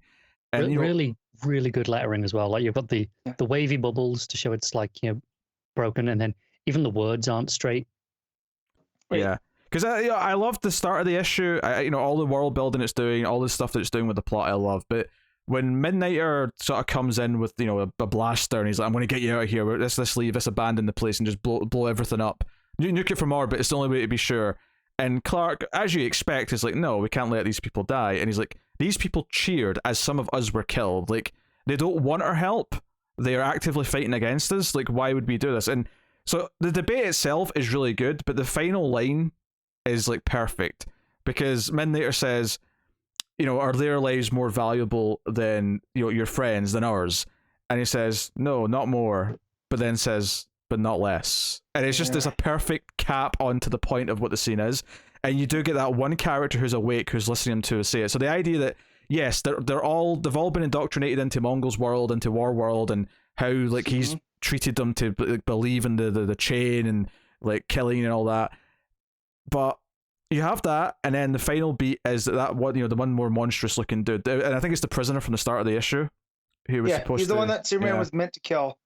Yeah, so he's in the cell across from him, and the last page of the issue is him drawing the S shield in the sand and just saying hope, and it's just this little moment of he might already be breaking through to them just a little bit. It's going to take time, but that seed's already there. Well, yeah, and I like that too. Is that like he explains to Midnighter, like, yeah, we could just free everybody, but that's not going to change anything, right? Because there's always going to be a Mongol. They have to choose. Right? They have to choose to want to leave. Yeah. We can't just bring them freedom and go, you're free now. And when you know about Philip Kennedy Johnson being in the military, right? Because he's still a military musician. You know, I feel like that informs this. Whereas, like, yeah, you can go in crying freedom, but if the people themselves don't understand that concept, you're just going to get another that's happening again, right? You got to actually go in there and change their minds. It's not like just recently the US and other countries pulled out of places they had occupied for a decade, and then immediately things changed because the people had never learned what it was. Not through their fault, but because it was just, this is the scenario they were told was the case, not what they actually chose. Right. And you can definitely feel the real world like parallels with Warworld and some of these other, you know, because even thinking about like ancient cultures, right? Like Warworld's kind of like ancient Rome, right? It's funny because there's definitely some vibes in this that reminds me of Gladiator. Like it's not the exact same thing because, you know, that was all about winning the crowd to win your freedom, but this is winning the hearts and minds of the other slaves and to convincing them to, like, you know. So there's definitely some parallels that you can throw in there. We get told about the glory of Rome. That's the Spartacus story, isn't it? Yeah, no, it is. But we get told about like the glory of Rome and stuff, right? But to the places that Rome was conquering, I'm sure it looked a lot more like Warworld. It was, yeah. I mean, to the places Rome was conquering, it was occupation, right? It was right. Yeah, it was invasion and terrifying. I'm certain of that. So like putting out Spartacus, that I didn't even make that. Like, of course, that's the easy one to go to. It is the easy one to go to, but it came to mind first, admittedly. I think what's interesting about putting Superman into this type of story is that, like, typically when you set stories in ancient Rome or you're thinking about that time period, it's very savage. So even the heroic characters are a bit more, you know, ready to kill. They're a bit more edgy. I think putting Superman and like have him being defiantly like, no, I'm not going to like lose who I am here. I'm not. You're not going to break my spirit. In fact, I compared it to another movie, bizarrely. I think a little bit of Cool Hand Luke, and this is a weird comparison, but Cool Hand Luke's whole thing is that Paul Newman in that movie is like sent to prison, and the guards are trying to break him and make him lose his spirit. And it's not even that he's like a hero in that movie or he's like a noble guy like Superman. He just refuses to never like stop having his character and his personality no matter what. That's just kind of it. So a little bit of that defiance here, but it's more noble because it's Superman and it's about him trying to like convince these people that they are worth saving, they're worth getting out of this place, and they're not beholden to Mongol. So like you brought up, it reminded you of Gladiator, but Maximus was still a general, right? That's why he was so good at fighting. And like that's not Superman. Like he's big and strong and powerful. It's Superman in the sense that he has experience, right? Yeah, but like he even knows he's not going to change their mind by being the bigger and badder than Mongol. I mean, I think he has to show them that Mongol's not right. Like I think the fair part, I compare it to Gladiator, outside of just the combat and the slaves and the Rome and all that stuff, the Colosseum, is that the one thing Maximus does have in common with Superman, though, is he was kind of a heroic figure before he get trapped there. Like, people kind of knew who he was. He was kind of this mythic character almost to a lot of people. And the idea that he did have, if you watch Gladiator again, there's a whole like sort of plot beat where is it, if word gets back to the army that he led, before he was enslaved, find out, like they'll come running and he'll have an army behind them. And I think with Superman, you could almost make the argument like, if word gets out to the Justice League that he's here like this, like they will come in like being the Justice League and they will save the day, but it won't necessarily solve the problem that Superman's trying to fix. Because Midnighter even brings up like the suns that fuel the world and whatnot, and like that discussion about, we'll just knock him out and take out Warworld and that takes out the problem. It's like, well, no, it doesn't. So it's, Johnson's really created a rock and a hard place for Superman, and really built up that, how is he going to do this? Because it's not a typical superhero story where the cavalry can just come in and save the day. It's when I read an issue of Superman like this and I hear people say Superman's really hard to write, I'm like, F you. Like, just F you. Yeah, that's just the lazy thing where people, maybe he's hard to write if you're not a good enough writer. I mean, Right. yeah, but like, it's just this cop out answer. He's too powerful. You can't make him like. You can. You clearly can. But see, but what I hate about that argument is half the time those people eat up Batman because Batman always has a plan, and it's like, well, how's that any different than Superman being I will overpowered? Like, not it's defend the argument because I don't agree with it, but I think their perspective on that is Batman comes up with that plan. He has to create things. It's his ingenuity as opposed to Superman just using his natural talents. But when it's lazy writing with Batman, it just pulls out. So of it nowhere. is, Again, right. I wasn't defending it. I was just No, but I'm saying, their if it's part of the story, like we've seen in the past with Batman, it's no different than here, like it's being handled with Superman. Like Pete's saying, like, well, no, that's just a cop-out answer, you know? I've said this many a time. Storytelling. But Superman and Star Trek Next Generation are like two peas in a pod with this problem, right? It's not a one-to-one, but the great thing about Star Trek The Next Generation is that it was about, the good episodes anyway, were about moral dilemmas that had to sort of be approached with ethics and had to be thought out in a way that didn't, like, you know, betray anyone's rights, and like, it put Picard into situations where he had to like think about what the right thing to do was, and sometimes that was a hard choice. And Superman can often be at his best when he's put into a situation where there's not easy right answer. It's not easy to just do the good right thing because it's not a clear because it's very telling that I'm on the record before as my favorite Superman story in the past being Superman and the Legion, where he's in the future and he has no powers, and it's about what does he do still being Superman but with no powers. And oh look, here we are again in a world where Superman has no powers, and what does he do? I suspect by the end of this might be up there, alongside Superman and the Legion in my favorite Superman stories. What's so funny is the whole Superman and Batman comparison is weird to me in a lot of ways, because I'm like, my favorite stories for both characters in many ways is about like someone trying to break their spirit and them like saying, no, I'm goddamn Batman, or I'm goddamn Superman. Not literally, obviously. No. But I mean, with Bruce, that's a little bit more on point than it is with Superman. I think he just admitted All-Star Batman was No. Batman That's not story. what I said. That's not what I said.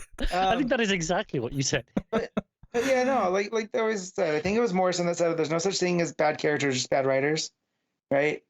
And that goes here too, because the amount of fighting I usually have to do over Superman, it's refreshing seeing how many people talking about how good action is, or even with Tom Taylor's Son of Kal-El, which is still good. I mean, it's not at this level, right? But how many more eyes are getting to it, and it's refreshing that I don't constantly have to defend. Like, oh no, you guys should be reading this, right? It's actually good. Like it's Makes you such sound like an Aquaman fan. Yeah, right? Yeah. No, that's why I liked Aquaman for the longest time too. So it's along the same lines where it's like, well, no, if you guys actually read instead of just, it's like, did you come up with that, or is that what pop culture is telling you? You know? So, but no, I think this is definitely, like Connor did say, this is going to be an all-timer Superman story. We're not even a third of the way through it. Yeah, I mean, it feels like we're just scratching the surface because we only just started the actual saga 2 issues ago. You kept saying this is part 3. Is it part 3? Sorry. Okay. I feel like someone will be out there nitpicking, and I might as well get it out of the way. I guess I was thinking of them arriving at the planet last issue, and that was the first part. I guess the first part was them on the way. I don't know. Whatever. Like. Yeah, because the first part ends with the confrontation, right? And it revealed the hair. And then the second issue was just the fight mostly. Yeah. Okay. Right. Yeah. Okay. All right. That's just blending together. All right. I'm just saying. That's all it is. I can't wait until this time next year when we're doing our annual episode for 2022, because at that point we'll have had a full year of Warworld Saga, and I'm curious to see how we feel about it in a year's time. So, well, let's just think that if he's building to that moment from the future state, with Superman in the gladiatorial arena, and that's kind of his prologue. What the hell? Where is this gonna go? Right? Like, that's what he was giving us to give us a taste. What else does he have in store? I can't imagine. All right, Matt, what are you giving Action Comics 1038? I'm gonna give this a 9. Connor? I'm gonna go with an 8.5. I'm gonna agree with the 9. I really have nothing to really say.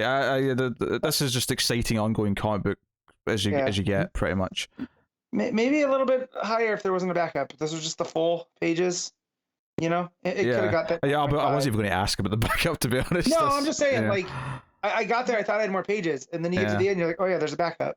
Yeah, So- a 9 out of 10 for me. The average on Comic Book Roundup based on 10 reviews is 8.2. So doing well, but not skyrocket. line up So with closer to Connor. me. Closer to Connor, yeah. Closer to Connor. Validation. Oh dear. All right. What's funny is because that was 10 reviews, if you include our reviews as another 3, Oh, let's probably not get pulls into it- this that debate. probably pulls it up to the 8.5. Let's not get into adding ours to the mix and doing new math. Right? That's just too much. Too much.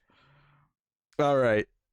The Flash 777. Jeremy Adams writing with Fernando Passarin on the art. So I was really down on the last issue, not because the run was plummeting, just because it was a weird issue with Flash and Dr. Fate and all the weird art gimmicks of them turning the page around and all the meta stuff. This took an interesting turn, actually. So there is the plot continue with Wally and Dr. Fate, where they're in Gem World, and it seems like Eclipso came here for a reason. And they basically get to the point because they go to Dark Opal, who's like the villain in Gem World, and they kind of have to reluctantly work with him a little bit. And it turns out that basically what's probably seems to be happening is that Eclipso wants to use like Gem World as like the powering device to basically broadcast these powers so that he can be the most powerful Eclipso that he's ever Eclipsoed.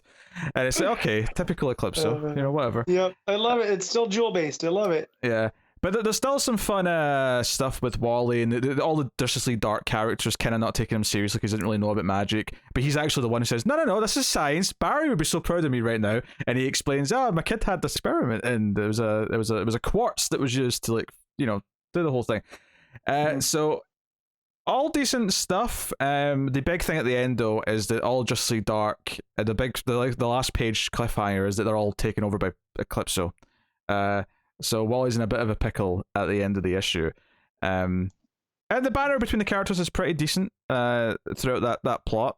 But that's only half the book though, right? So this is very neatly between two plots. The other plot is back on Earth with the family. So you got Linda, you got Irene, and you got Jay.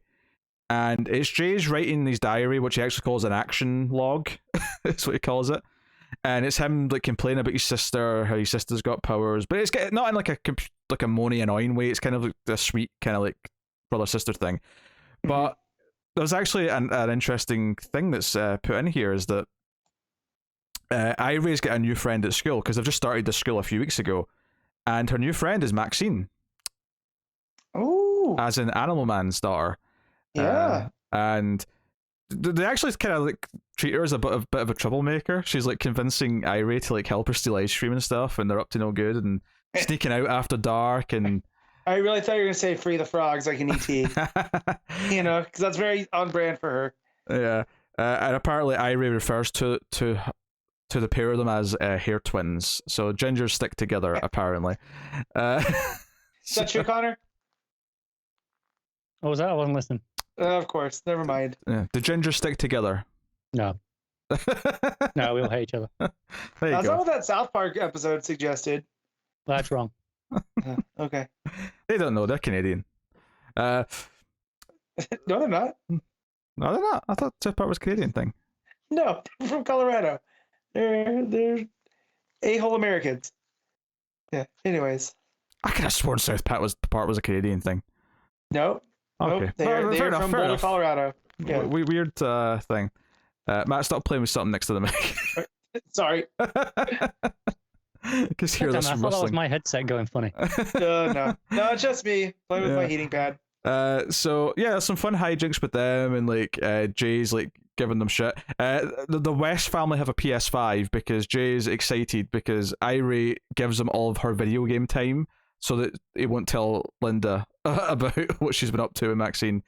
But at the end of the issue, she sneaks out after dark to hang out with Maxine, and there's like a big towering figure in shadow. I actually don't know who it is for sure. Like if it wasn't for the long hair, I'd have said maybe Solemn Grundy or something. But like seemed to have long hair, whoever it was.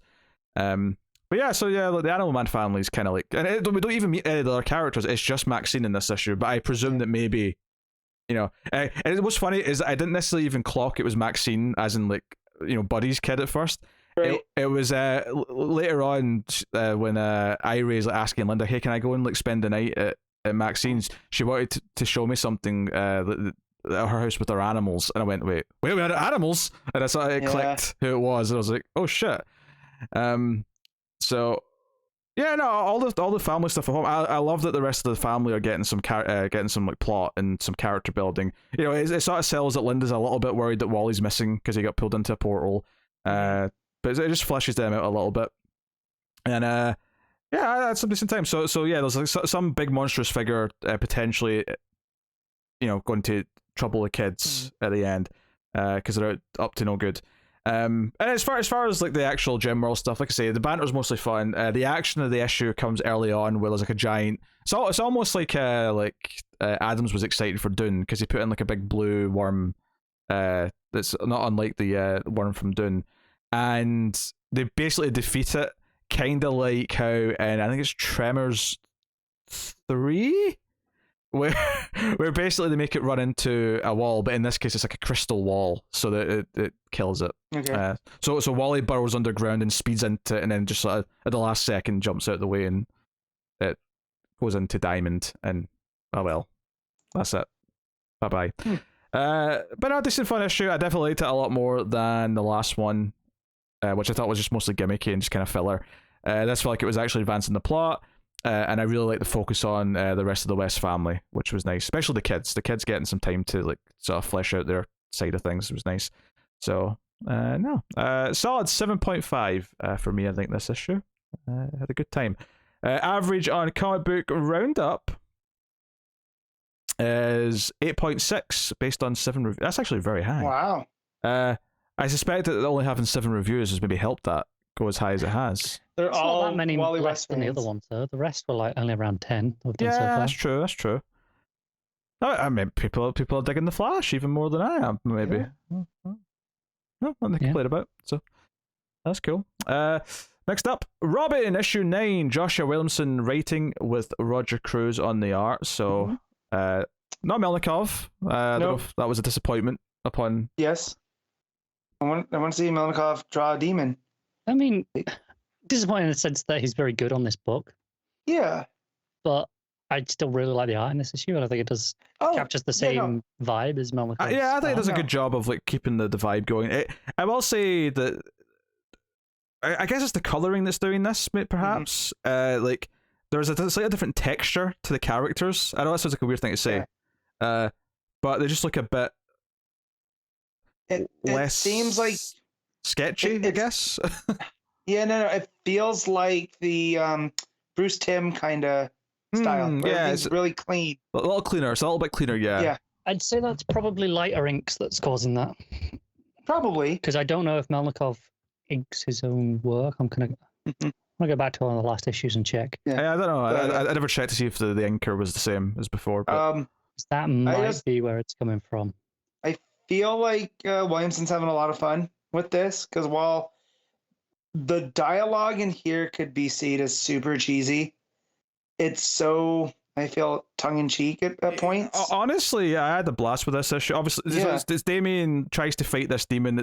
Once it merges with Connor Hawke, it'll be unstoppable, so he's trying to stop it. But basically, the demon's like poisoned, or not poisoned, but like he's like radioactive to the touch. So every time he hits him, it's like, burning. Like, you know, can't. Yeah, they can't. Flatline tries to do her whole heart gimmick. Well, we'll get to that in a second, because what I want to say before we get to that, though, is I think the highlight of this issue is that we finally see Ghost Alfred's face, because Damien's down, he thinks he's losing, he thinks he can't do it, and Alfred says, hey, you know, what was your dad's like first step of being Batman, right? And Damien kind of recounts a little bit of year one, and that's my only real problem with this issue, because I actually love most of this issue. Let me finish the thing though. Yeah, finish the thought. Right, so he recounts year one, talks about, you know, getting a Robin, blah blah blah. And then Alfred says, no, but that wasn't the first thing he did. And then it's actually him ringing the bells, what he's referring to as the first thing he did to become Batman was ask for help. And that's like his motivation to then say, hey, everyone, let's actually fight him together, maybe, not just me on my own. And that's what convinces him to actually form the little team with all the other teens and Ravager and so on. Teens. Yeah. Yeah. So no, I really like that as a motivation. I like that callback and like the idea that he's comparing his journey to like a prominent moment in Batman's history. I think it's a neat touch because it feels very Damien to do that. I really like it. I really don't think we needed 3 pages of here's year 1. So while I understand, I do feel like it plays with our expectation that like we don't need to see I don't need to see this moment again. I don't need to see the Waynes getting murdered in Crime Alley again. However, the recontextualization of him ringing the bell and that's his first act as Batman. I think the justification I love that. For having a couple of pages of that is that the point is that Damien skips over it and goes further down into like Batline, and then Alfred's no, go back. You've skipped over the important part. This is what I mean. There are 3 pages before it gets to the bit with the bell. So I think that can be condensed down to 1 page. I think you need the moment with the bat, sure, and you need some dialogue explaining that he's skipping over that part. You need some part of the story. Yeah, but I think you can condense this down to 1 page instead of 3. Yeah, you definitely need the page like when he goes in past that and like you see he's fighting all the rogues gallery and he's got Robin blah blah blah. I think you need all that. Yeah, I mean, okay, you saved 2 pages there, but then I suppose the question is then, okay, what do those 2 pages get used for in this issue? More demon. Yeah, even if it is just more of the fight and have more fun action as opposed to okay. Just 2 pages of a story we've all read 100 times in probably 1,000 different books. Right. And so, but I don't mind it here because it is like, it's Damien fixating on his dad's journey and how, he's not his dad. And that's what he's constantly fighting against. Yeah. And I love when he makes this choice though, like as he draws with his own blood, he draws the R on his chest, his bare chest, and you've got the ring like effect, like the text in between the panels as he's like, building up to like shouting on the rest of them. I think it does. Ultimately, this issue boils down to being the moment he decides to like not be a solo fighter and like say I'm going to like work with other people. So it feels like a good moment of growth. And I think if you're compare it to Batman Year One, well, obviously this is not as important as Year One. It's not as influential. Blah blah. I think you. Shut that. But I think bringing that into the equation is like a conscious thing of saying, hey, we're trying to actually give Damien like some proper like progression in his character with this, and maybe this will be like a milestone for him in the future where we look, it'll be a post this run where Damien's now this version of Damien. I think this is the one where he's coming back to the family because for a long time now he's been off doing his secret prison. He's kind of I think technically he still had the Robin name, but he's not been Robin, right? He hasn't worked with Batman in years at this point. Right. He was Damian Wayne. That was wearing a Robin costume, and it was because of all that guilt, right, of causing Alfred's death. Right. So here, now he's already had the Robins come and help him, right, and so he knows he's part of the family, and now he is choosing that. Like, it's funny that this is on an island because it's showing that Damien himself is not an island, that he is, just as tied in to these people, even if these are murder teens, right? He has much more to do with them than he does, the League of Lazarus or whatever. Yeah. I think it's very telling. Like, he has that moment where, like you say, he's put the R on his chest in his blood and the eye mask as well, which is a bit weirder, but sure, whatever. I think it's very what he stands up. He says, "No, I am Robin," and the Robin in the lettering, it uses the logo. It's big. It's a big bubble that says this. It's a statement of not just he's Robin. Obviously the book's called Robin. He's been Robin the whole time, but it's a statement of intent of no, he's actually Robin again now, as opposed to just Damian Wayne. Right. So and we'll even probably though see him back with Batman at some point in the near future. Yeah. And even though he had the Teen Titans, right, or he had his team at the secret prison or whatever for the time that we weren't reading, he really kind of wasn't a team player. And now I do feel like this is his, maturation. And even at the start of Rebirth, when he had Teen Titans like properly, it was he very much like enforced it on the rest of them, and it wasn't really much of a. It's been a recurring thing. It wasn't a team. It was he didn't want a team to be a part of. He just wanted a group to be the leader of. He wanted to be. And whereas here, this is him admitting he actually needs help. That he actually needs teamwork to make this happen, and so it feels like he's inspiring them to like fight aside him, which is very different and a lot more. So it's one of those things where obviously all this wasn't planned out back when we were getting those OK Teen Titan books into the one that we stopped reading, but it does kind of like retroactively make the time where he was going through that phase sort of like not matter, but like it's using it in a smart way now in the current story. Yeah. Good writers in comics continuity do is where they take ideas of things that were this was okay, this is fine, but instead of just pretending that it didn't happen, instead of just literally wiping it out of existence in a lot of cases and just retconning it away, it'll take it and use it to make a better future. And that's what this is doing now. It's what we're talking about, like with Nightwing. It doesn't pretend that the Rick Grayson stuff didn't happen, but it's more now Dick is back in control and it's his life again. Where does he build after being? I don't think it's black and white where that's always the better choice. I do think it's case by case where sometimes things are screwed up beyond repair that you just have to hit a reset button. But for me, that's always Power Girl, right? Like for the longest time, she was just Karen Starr. She had this completely vague origin, but then they go and make her Supergirl of Earth 2, and then you try to tie her into the Superman, and it just like them trying to tie her into past things just made it worse. And sometimes you just need that clean slate. Versus here with Damian, we know he's a little shit. Oh yeah, that's the thing here. Damian was never ruined in any way where he was irreparable. Exactly. And so for Williamson to go through and be like, no, this is him actually maturing as a young man to realizing that you got to ask for help. You're not just going to be by yourself. And him rounding up all these guys and kind of being his father's son here, right? Yeah, and they use a chain to pop off the demon's head in a glorious page where it splishes everywhere. Yeah, and I do love the after he defeats the demon, that's just Williamson weaponizing the tut. Oh yeah, when Mother Soul comes out, like, what have you got to say for yourself? And he's just like, I love it. Oh, great. Also, can I just say, Pete said sploosh twice this episode now, and I've been watching a lot of Archer recently, and sploosh has a very specific connotation in that show. So every time Pete says it, it's like I have to reset what he actually means. Oh, I am fully aware that sploosh has connotations of jizz, but I'm okay with that peeking into your mind. I remember yelling at Rob on Twitter for using sploosh for everything. I was like, stop, it's gross. I get it, you like something, you don't need to comment sploosh. Thank you. Yeah, it's a bit tacky to anytime you like something to imply that it gave you an orgasm. Yeah, like everything in moderation, especially sploosh. All right, like keep your sploosh to yourself. Depends how hydrated you are, I suppose. I obviously use sploosh. It's just in the visual of a lot of liquid, hitting a wall or something. I also love the design of the Lazarus demon was until it possesses Connor Hawk. It is just like Lazarus juice. Yeah, it's not blood. It's Lazarus like juice that splishes. Yeah. So I do like that too. I like how we've gone with Lazarus juice. We could have gone with Lazarus liquid for some alliteration, but no, Lazarus juice. Yeah.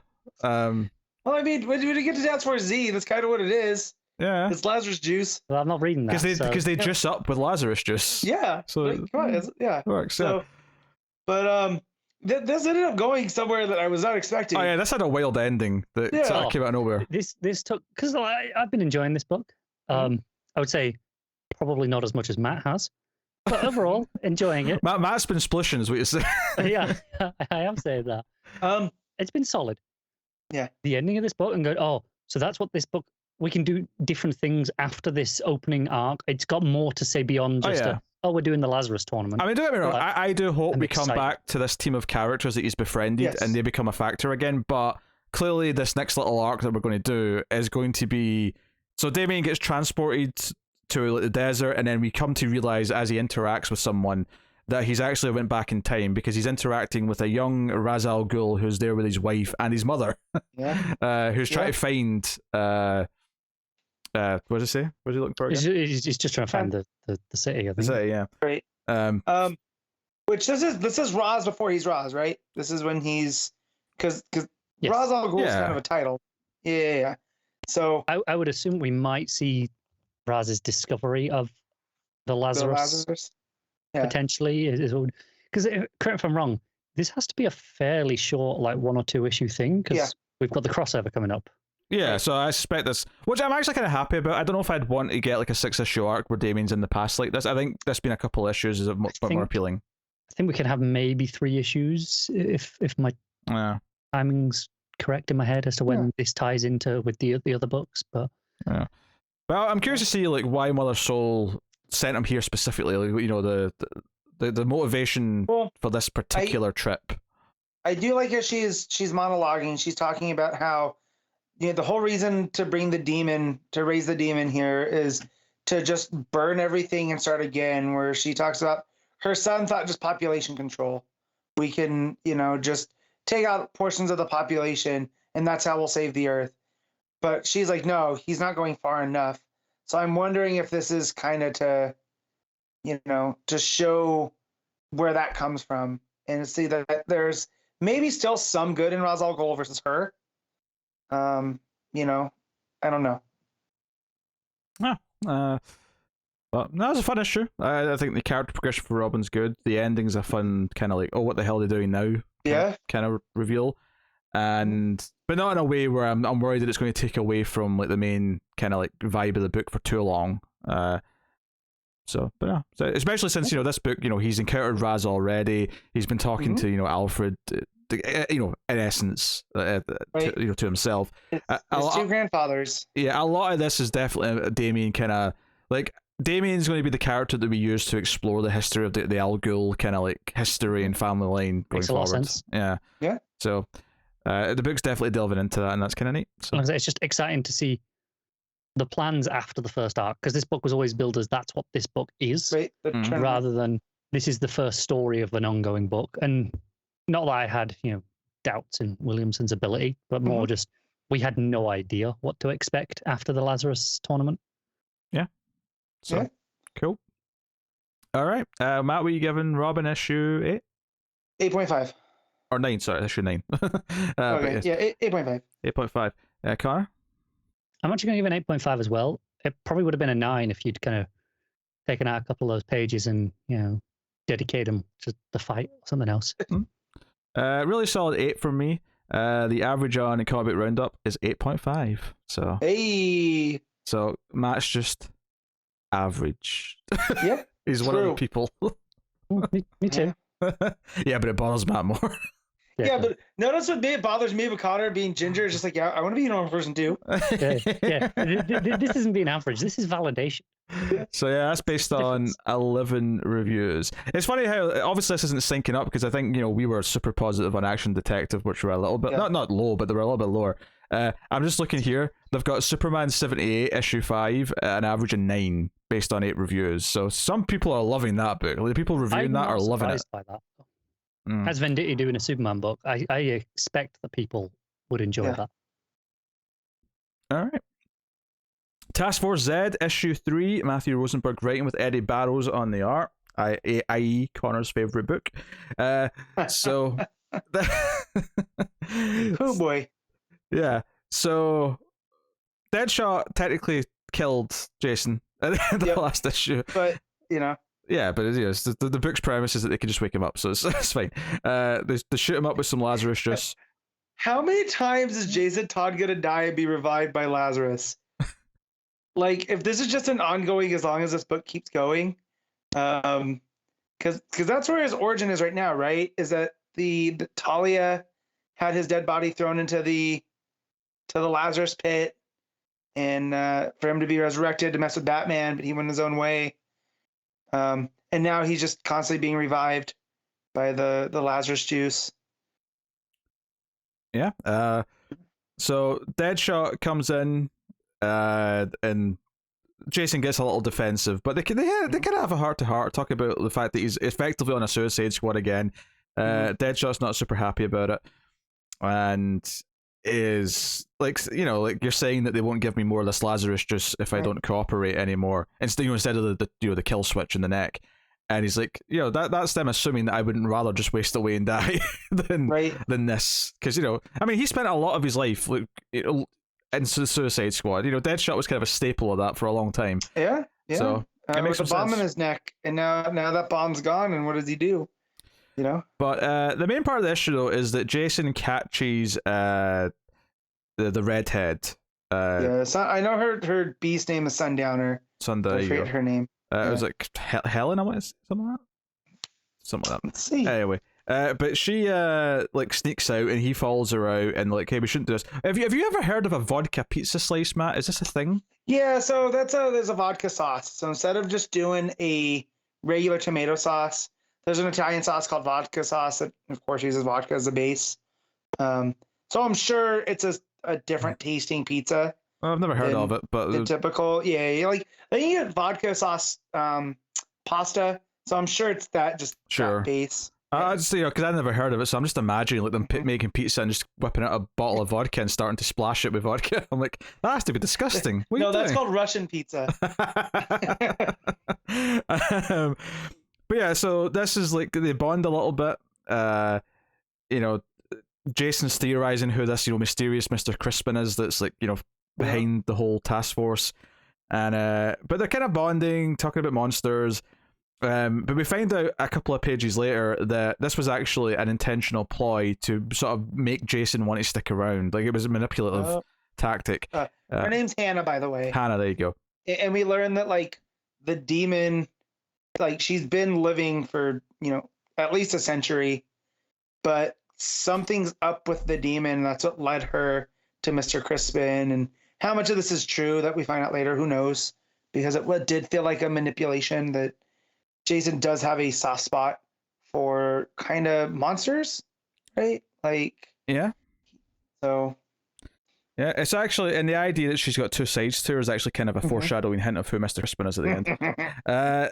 So it's an interesting little tactic that they're using her to try and keep Jason like wanting to stick around. And Jason actually, when he talks to Crispin, who disguises his face, he's got the whole like, I'm being interviewed in like a forensic files, but don't want my identity revealed, so I'm in shadow.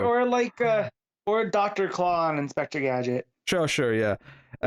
So Jason basically says, like, there's no point in sending me out there with just complete zombies. They have to be more awake, so give them more juice. That's basically it.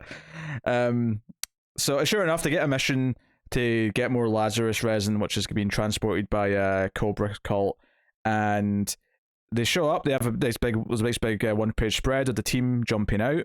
So you've got Man-Bat, Deadshot, Bane, Arkham Knight, Bloom.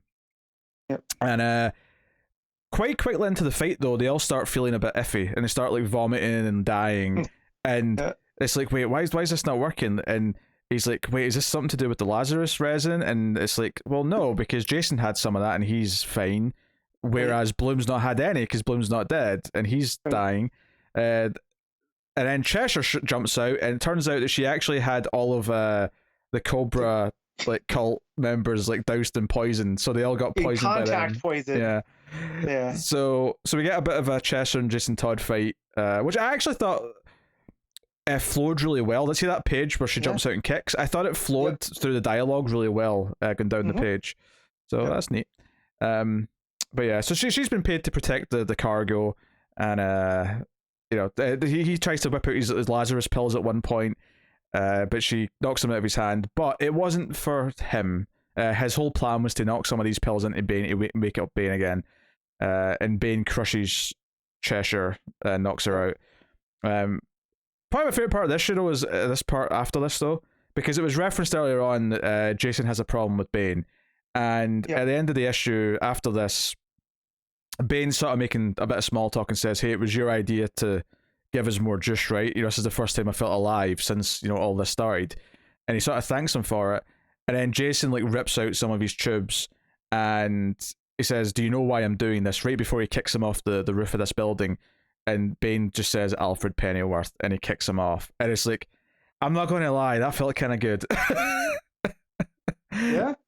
Like, so as far as putting me in Jason's shoes and making me want him to do the kind of the asshole thing, they did a good job of like making that work. So and he just boots him off the thing and watches him fall and puts his mask on. Yeah, and he's like, Bane's gone, by the way. Something's happened to Bane. I think what's important about this issue, between this scene, especially after we see him be manipulated, is that this is very much about Jason like having some agency, because so he does this with Bane, and he sneaks off to meet Mr. Crispin at the end. So you get this great reveal at the end that it's actually Two-Face. So that was a fun moment. I thought the art as Jason is revealed to be standing next to the window looked quite cool. Which is the low light of the moon or whatever it is. So throughout this book, we've been getting how there's two sides to everything.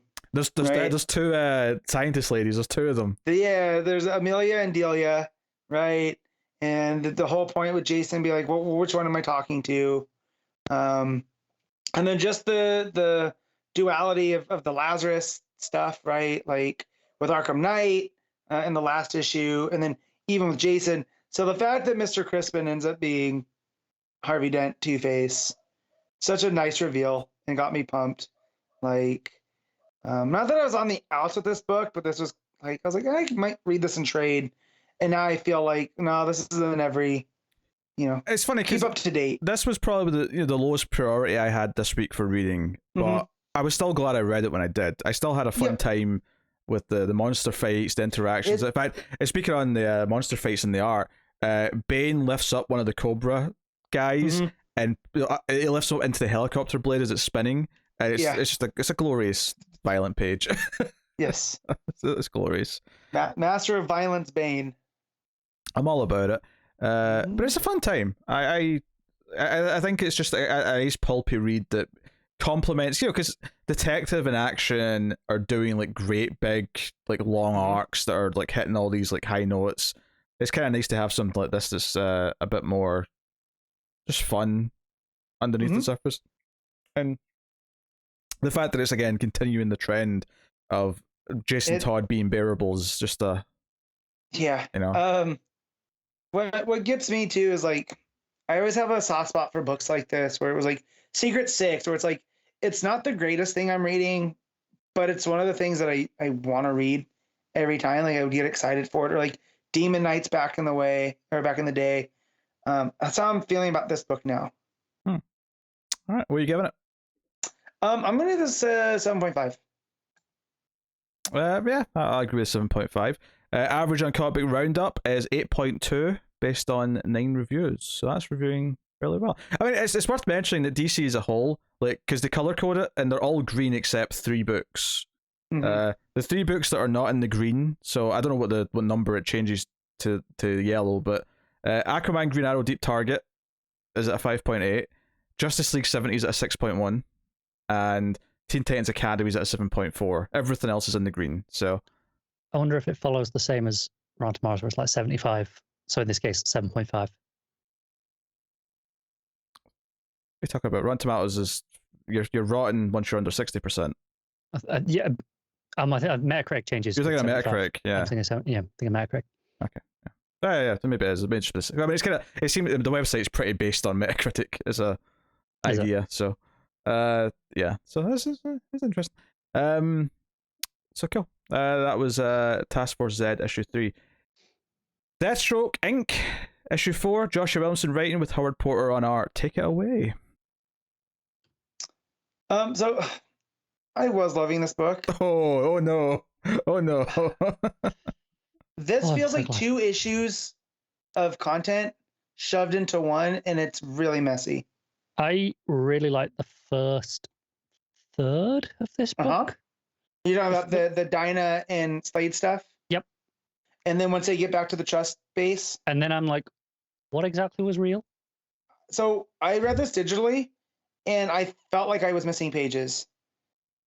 It does a whole thing where, so it goes through a whole scenario of them being found out, and then they're attacked, and then there's a reveal that maybe Dr. Destiny was projecting stuff into their minds, that it was ultra, and then it's like, oh, but this is real. And by the end of this issue, I'm not actually sure what happened and what didn't. Right. Like I legitimately don't know. Well, especially, and I don't think it's meant to be ambiguous. I don't think it's meant to be find out what really happened, because it ends on a completely different cliffhanger to any of that. Yep.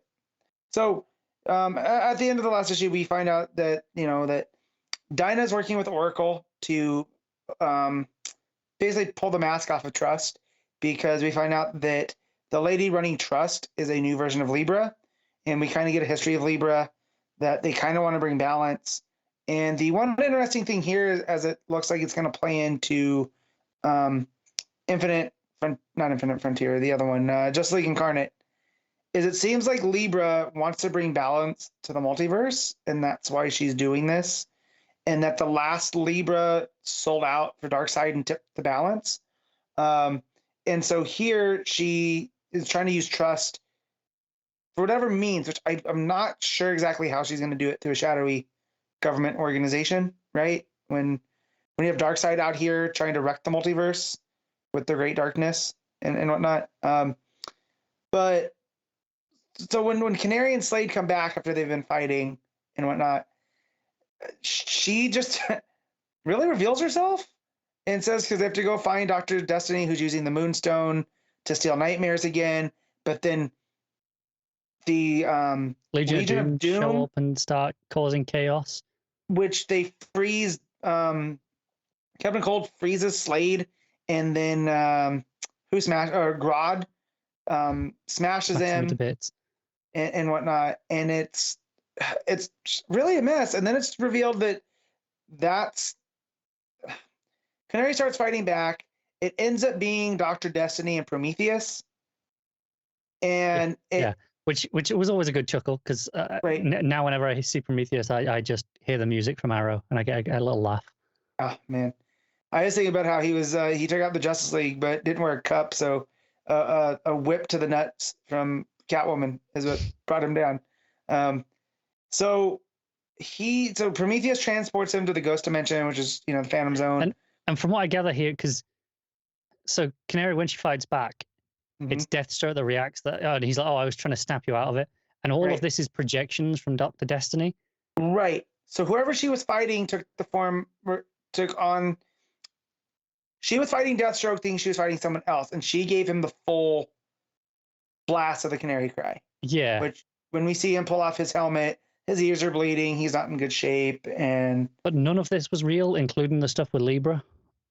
I don't know, because Libra's not there in her arms after she kind of like vanishes. But no, Libra's still there because she's in the full suit when she shows up with Dr. Destiny, and she comes in after, Prometheus. Right? Right. So like, I don't think any of that stuff with Libra happened. Right.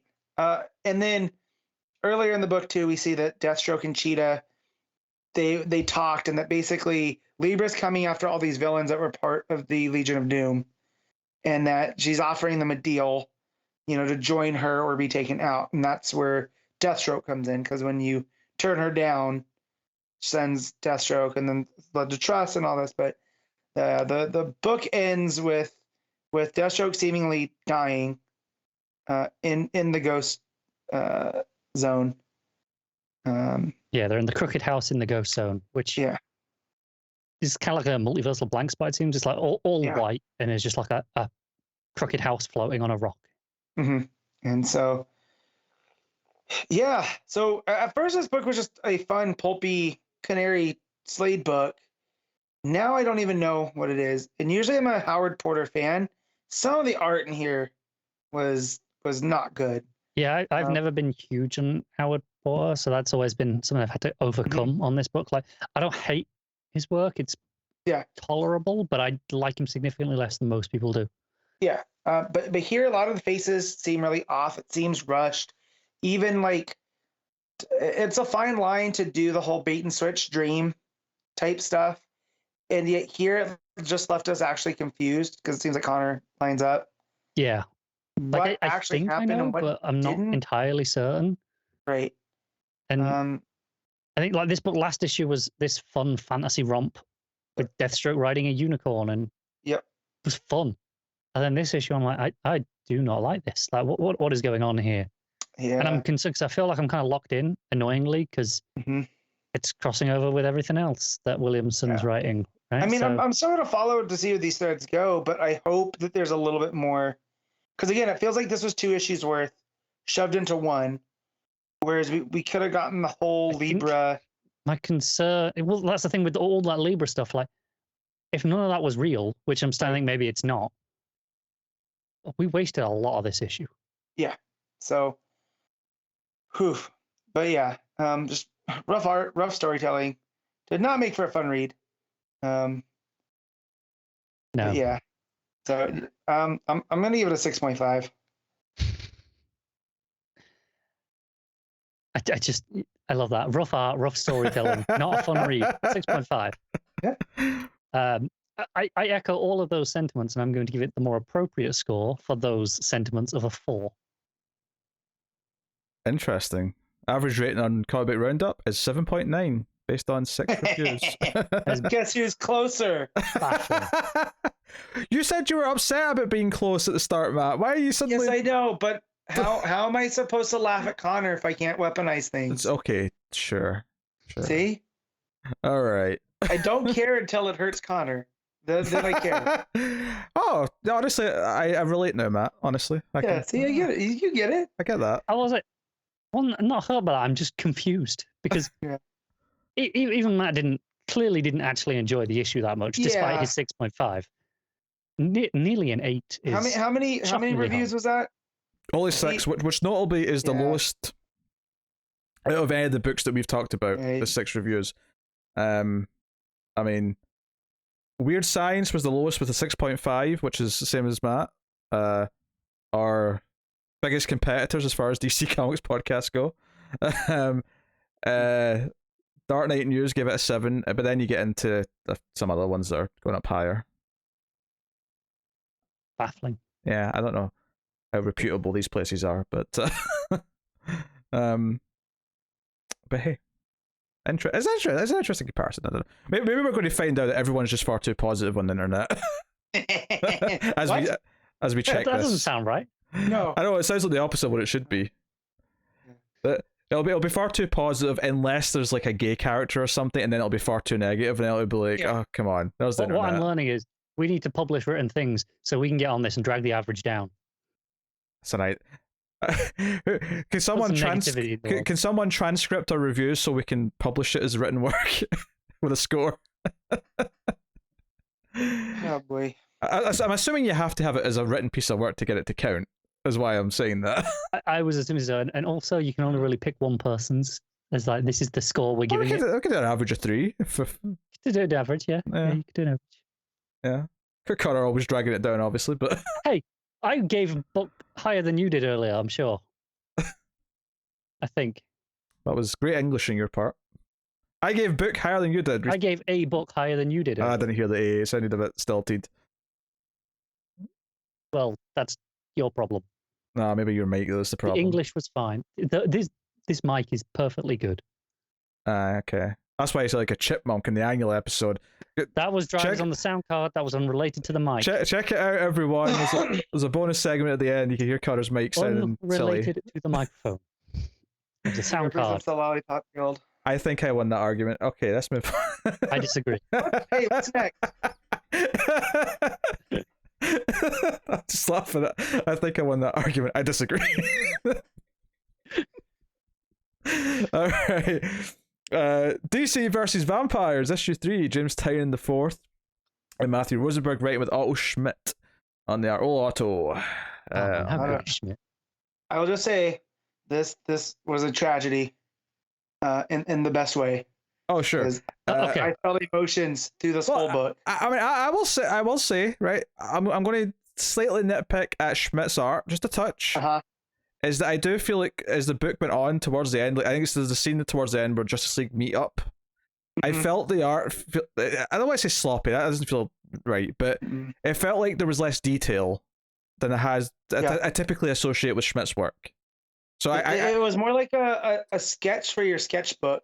Yeah, to the point, like, I honestly thought there was a fill-in who was mimicking his style as opposed to it still being Schmidt at the end, which maybe sounds harsh. I don't mean it to sound too harsh because it still looks Schmidt-esque, but yeah, you know, I felt a bit of a change towards the end of the book. I don't know if Carter's scowling at me, so no, I'm just trying to figure out what maybe it could be. I'm just because I don't know if there is less detail. I'm looking at it now because I don't think of Schmidt as the most detailed artist in the world. I tend to maybe find detail's not the right. His poses and expressions tends to be what makes something Schmidt, and fairly loose inks as well. It tends to be what I relate to him as, and so I think part of it might be that the colouring in that Justice League meeting is so bright and colourful versus the shadowier world of Gotham that a lot of the book is in, or even the Ollie and Dinah stuff, which feels like, classic Green Arrow rebirth stuff. But like even once he gets to the Hall of Justice, I see what Pete's talking about. It does change from, look at that Ollie and Dinah scene, looks straight like it came from Green Arrow. Yeah. Right? From the Percy run that we all love. To this, where it feels like he was definitely on a deadline for 2 pages. I'm not disputing that it looks different. I'm just trying to figure out what it actually is, because I don't think it is detail.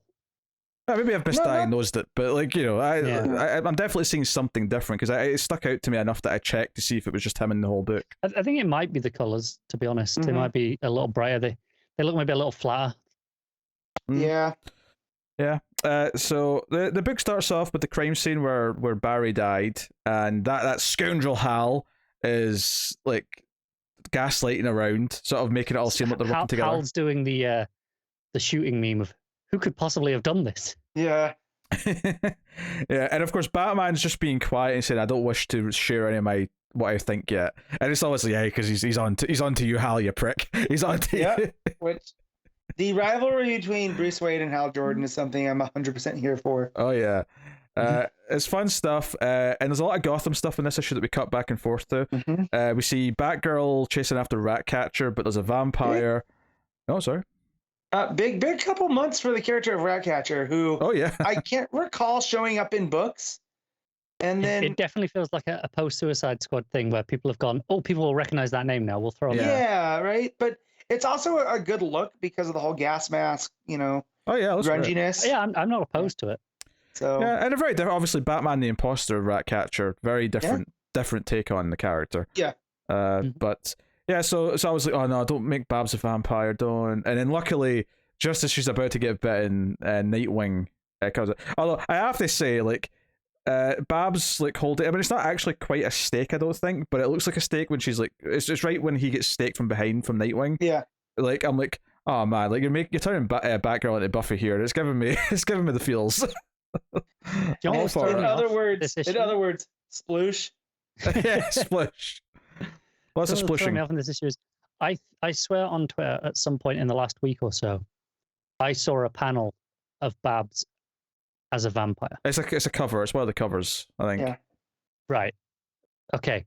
Because I was like, because I actually hadn't read issue 2 yet either, so I had to read issue 2 before this, and I was like, you thought she got. So I was like, oh, where is it? And because I read issue 2, which had the scene of Bruce testing them all. And I was like, okay, so she's not a vampire here. I don't think the covers, especially the variant covers, are necessarily indicative of who's actually going to become a vampire. It's just a bit of fun. Which is fine. Yeah. But I didn't realize. It's like the zombie covers. I don't even remember what the image was. I just, as I started reading the issue, or I think it was as I got to that scene with all the Bat family in issue 2, where I was like, didn't I see a Babs image? I mean, she might something in my head. Obviously, she might still become a vampire, but it's not happened as of yet. I love Ratcatcher complaining that Nightwing and Babs are flirting. Yep. It's like, can you just like take me in or do whatever you're going to do? Like, I think the fact that his arms are folded as he's sitting there on the ground just kills me. Did you get there's a gang of vampires hunting and eating criminals all over the city? Yeah. It's good stuff. And then we go to the sewers where Batman is looking for traces of Zan in the sewer system. And he finds one for sure. Oh, he does. Just the one. And Jaina comes down. She's upset and she wants to feel like she's being helpful. She wants to be involved and finding her brother or finding the culprit. And what Joe I love about this though is Batman establishes that he was turned into a liquid of some kind because of like how he was left in the drain pipes or whatever. Yep. And she's like, but how can he turn to water without me? Like twin powers and all that jazz. And all I'm thinking, giant blender. Yeah. Which he brings up by, that it took her really hard to be able to liquefy bones. It takes metal harder than we have here. Which would mean it had to be made from light. And it's a really good detective moment from Batman. Yeah, he's putting things together. Obviously we see Penguin being chased by some vampires. Runs into Zatanna, who turns out to already be a vamp herself.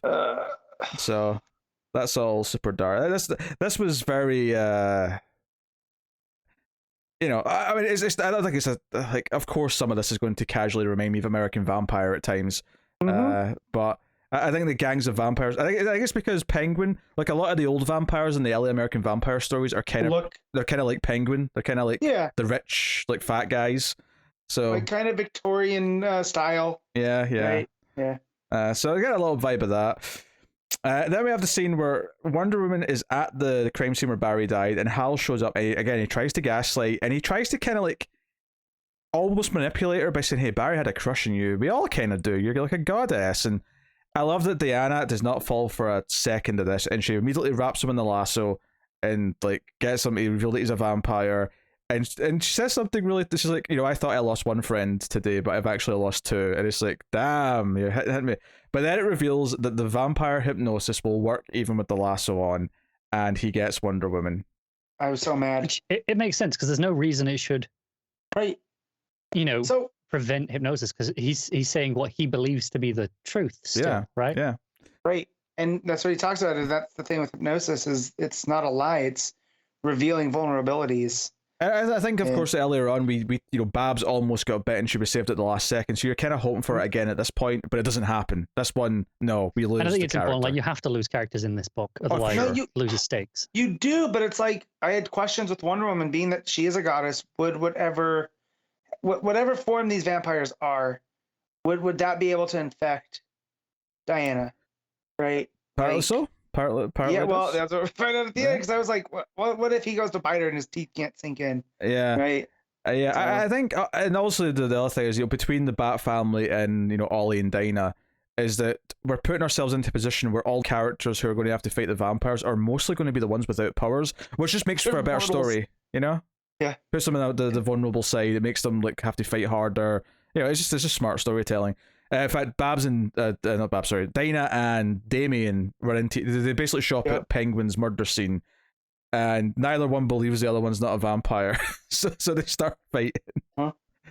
She steals some of Damien's blood to go and prove that if he's human or not. They just need to carry around little bottles of holy water and just spritz each other. Yeah, you're good. Yeah, like a little spray bottle. You know how when you're done with the cleaning liquid, so you just put some spray in it for like casual use. Yeah. Put some holy water in it. They've definitely got enough powders on the belt to fit on a little bottle. Oh, for sure. Just a little one, just enough to get, a couple of sprays out of at a time that you just like. All right, I can check this person. Yeah, it's not holy water tea, like Alfred sure. did. Yeah, that's a tactic. Batman dives out of the sewer and finds a toe, I think it is. Just comically dark. I'm sorry, it's all I could find. I felt so bad for laughing. Yeah.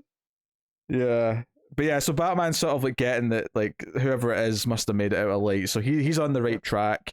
And then we follow Babs to Ollie and Roy, and there's Dinah. Keep saying Babs. Sorry, I keep saying Babs. Sorry.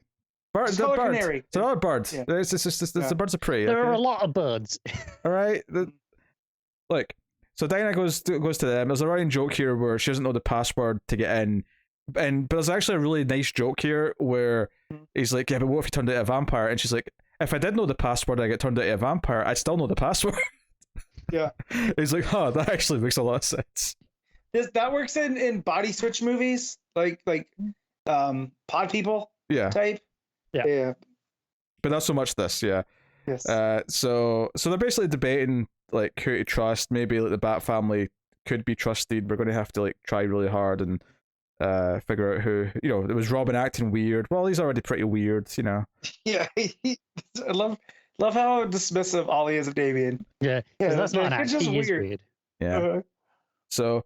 And then we get to. In fact, no, I was complaining about the art in the last couple of pages, feeling like it was like a fill in or whatever, or rushed. Is that the other thing that I forgot about until I've looked at it again now? Is the sideburns on Superman? He's got like an Elvis haircut going.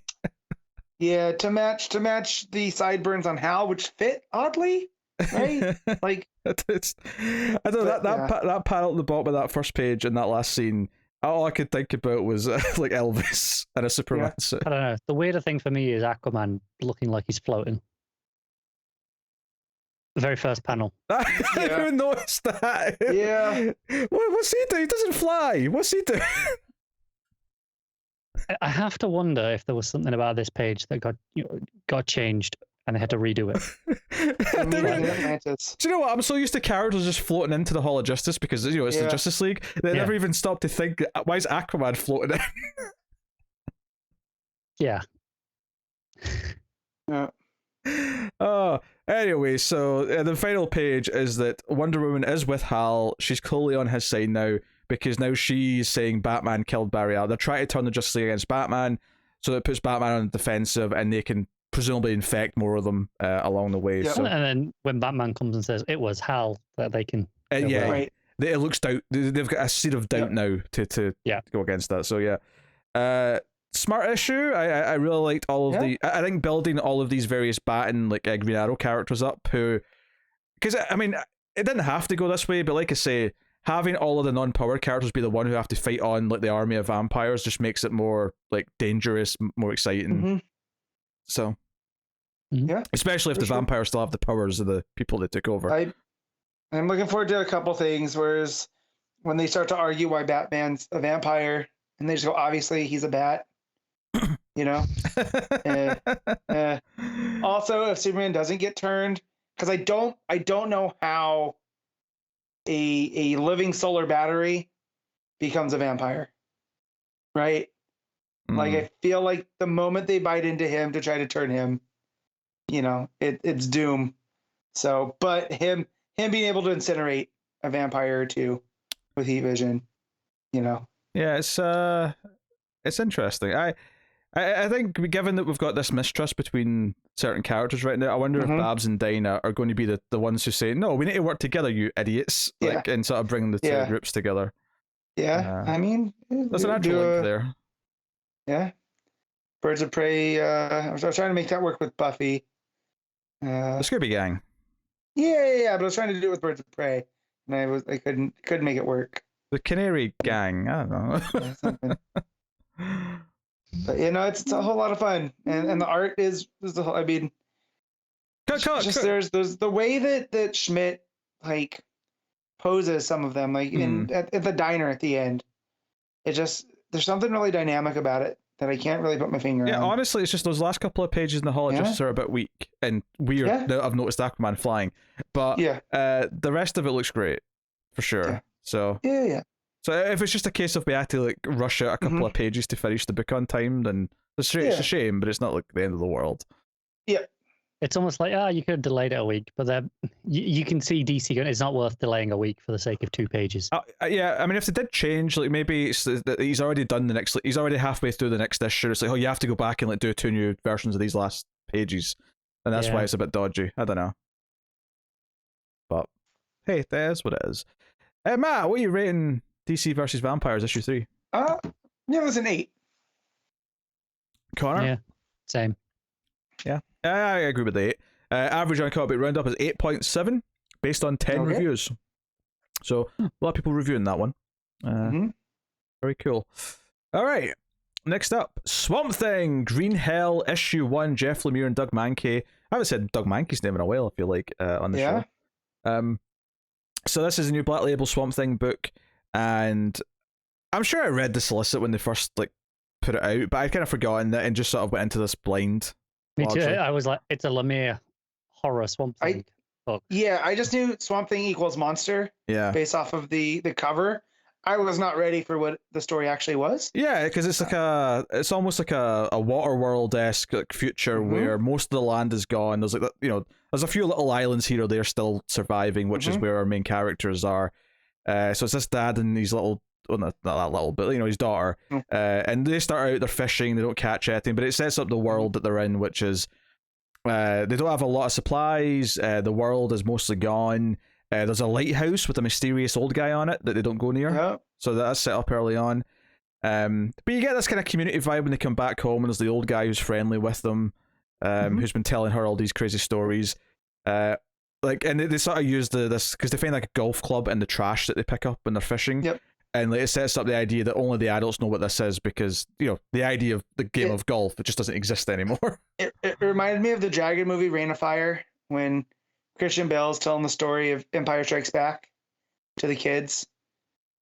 I've not seen that movie, but I get the context. It is a whole lot of fun trash. But yeah, he's born as the dragons get resurrected, and so he remembers Empire Strikes Back. So he's telling the story of the White Knight versus the Black Knight, and he just goes, and then the Black Knight tells the White Knight, "I am your father," and all the kids gasp. And that's what I was getting from the vibes from this. Was he claiming it as his own? Was this like an Andy Dwyer, like, I'm going to recount the plot of Rambo? I don't remember if it was that, but it was like, it was story time. Right, okay. And so he's just telling the story and making sure that story gets told to the next generation. That's I was thinking like the Not Beatles movie from a couple of years ago. Oh, Yesterday? Yeah, Yesterday. Yeah, I can remember what the name was. I knew it was one of their songs, but I was like, I don't remember which one. Where obviously it was. You may say it was these are all my songs. You may say it was from yesteryear.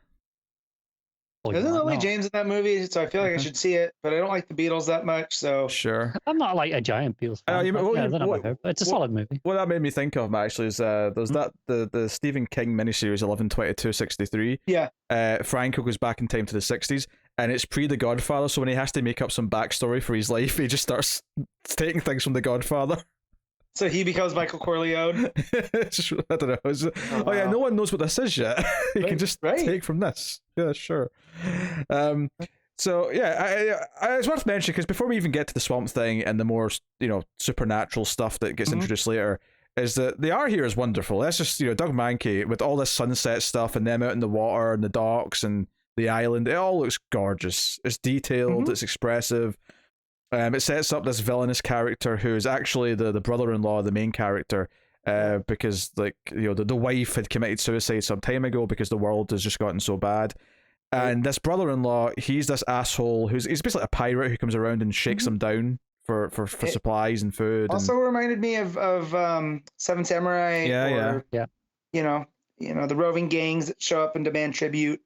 Yeah, and they're like definitely my first thought as well. Yeah, they're this Waterworld gang. We see later on their base is on like an old oil rig that they've sort of retrofitted or whatever. Which shows my thing that oil rigs are on a fixed point, right? So if everything started rising, water level started to rise, they wouldn't be. It's not like an oil rig floats. No, right. I agree. That's why I'll give it a pass though.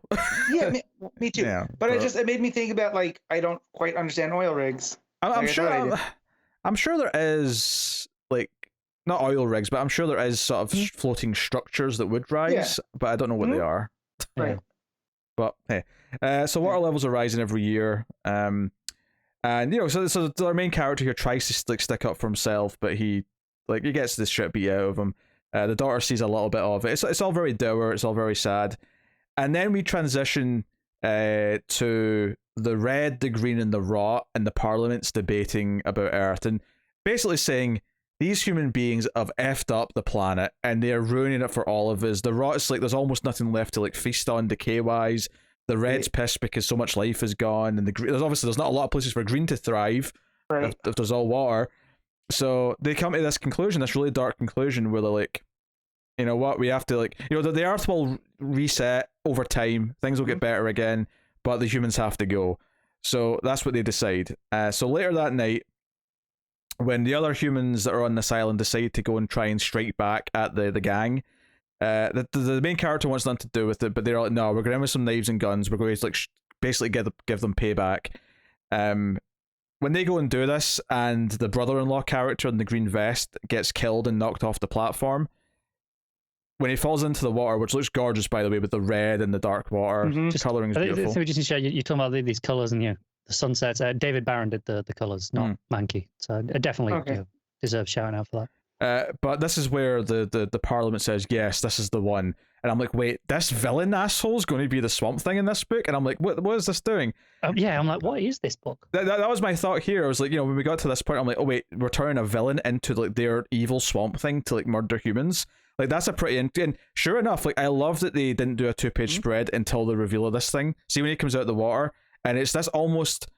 the mouth is very Nemesis from Resident Evil. Obviously, I thought of that, but it's also a Venom version of Swamp Thing with all the tendrils. It's proper a bit evil. More man thingy, isn't it? Yeah. Yeah, so which makes me question, this is not just a Swamp Thing, right? I know the Green said, let me take I think it is here. Just a Swamp Thing, because...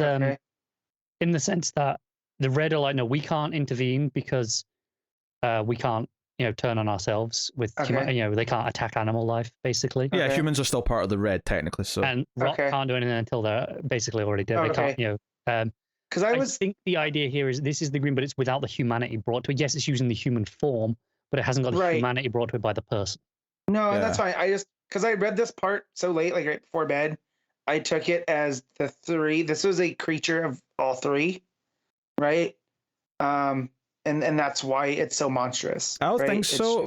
But I would say what you guys are saying makes much more sense. I do think it does take something from the, because I think that's why they pick him. They pick this asshole because of who he is. So I think there is a bit of an importance as to who they've picked, but maybe. But it's not. When I say it's not taking the humanity, I mean it's not taking the things we traditionally associate with Swamp Thing being benevolent. With Alec, with Levi, with the different it's ones not that we've taking seen. These good qualities from these people. At this point, I'm thinking, wait, is this going to be like a survival book where Swamp Thing's evil? Like, that's a really interesting vibe that we're going with here. Yeah. And at this point, the dad with his little girl is like, "Hey, you have to go. You have to run." Yeah. And at this point, the Swamp Thing is like, he's on the island. Another great 2-page spread. He's ripping bodies apart because he's got all these his tentacles. Yeah, and he's got like a part of a torso in the end of one. He's got like a leg at the end of another. Like, it's proper brutal, and it's all great. This is why this is the Black Label book. Yeah, and this dad character's helping the old man, and the old man goes to help the little girl, and they're trying to fight back, but just and this was the part that made me think of it's because it's the mouth that makes me think of Nemesis from Resident Evil. You can see the flesh mouth underneath the green sort of face, right? You can see kind of the teeth and the gums. Yeah. But yeah, he basically pokes this. Well, it isn't. He just poke her eye out. He's almost T-1000-esque with the green, goes right through her eye, through the back of her head. That's when he tries to shoot him. She shoots his eye.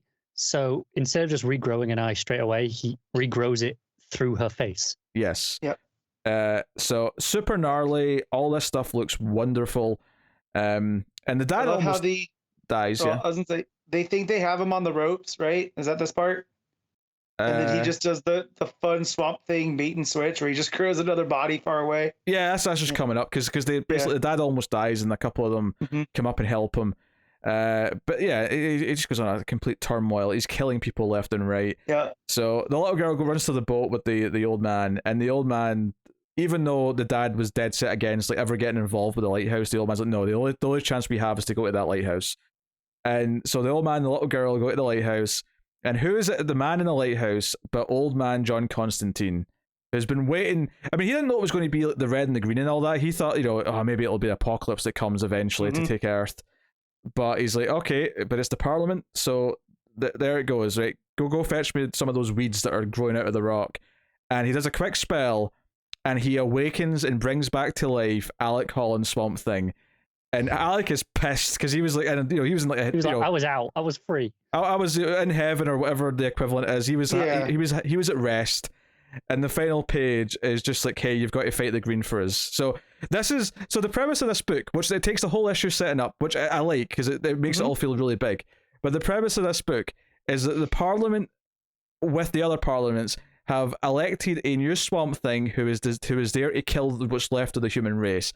And Alec Holland's Swamp Thing has been resurrected by Constantine to defend the humans. This is amazing. And he's the reluctant hero. Yeah. He's like, why are you bothering me? I'm done. I appreciate the very biblical ideas of let's have a resurrection to save us from the plague. Yeah. This is just one of those things where I'm glad I didn't know much about the premise because you go half the book before it even cuts to the Parliament's debating because up until that point there's nothing hinting at Swamp Thing or anything. It's just the characters. No, but it does world. feel like a environmental fable, which it's definitely fits very much in the Swamp Thing. Post climate change. Yeah. Right? Yeah, and that would fit in. You could almost see how is the Swamp Thing? He has to weaponize.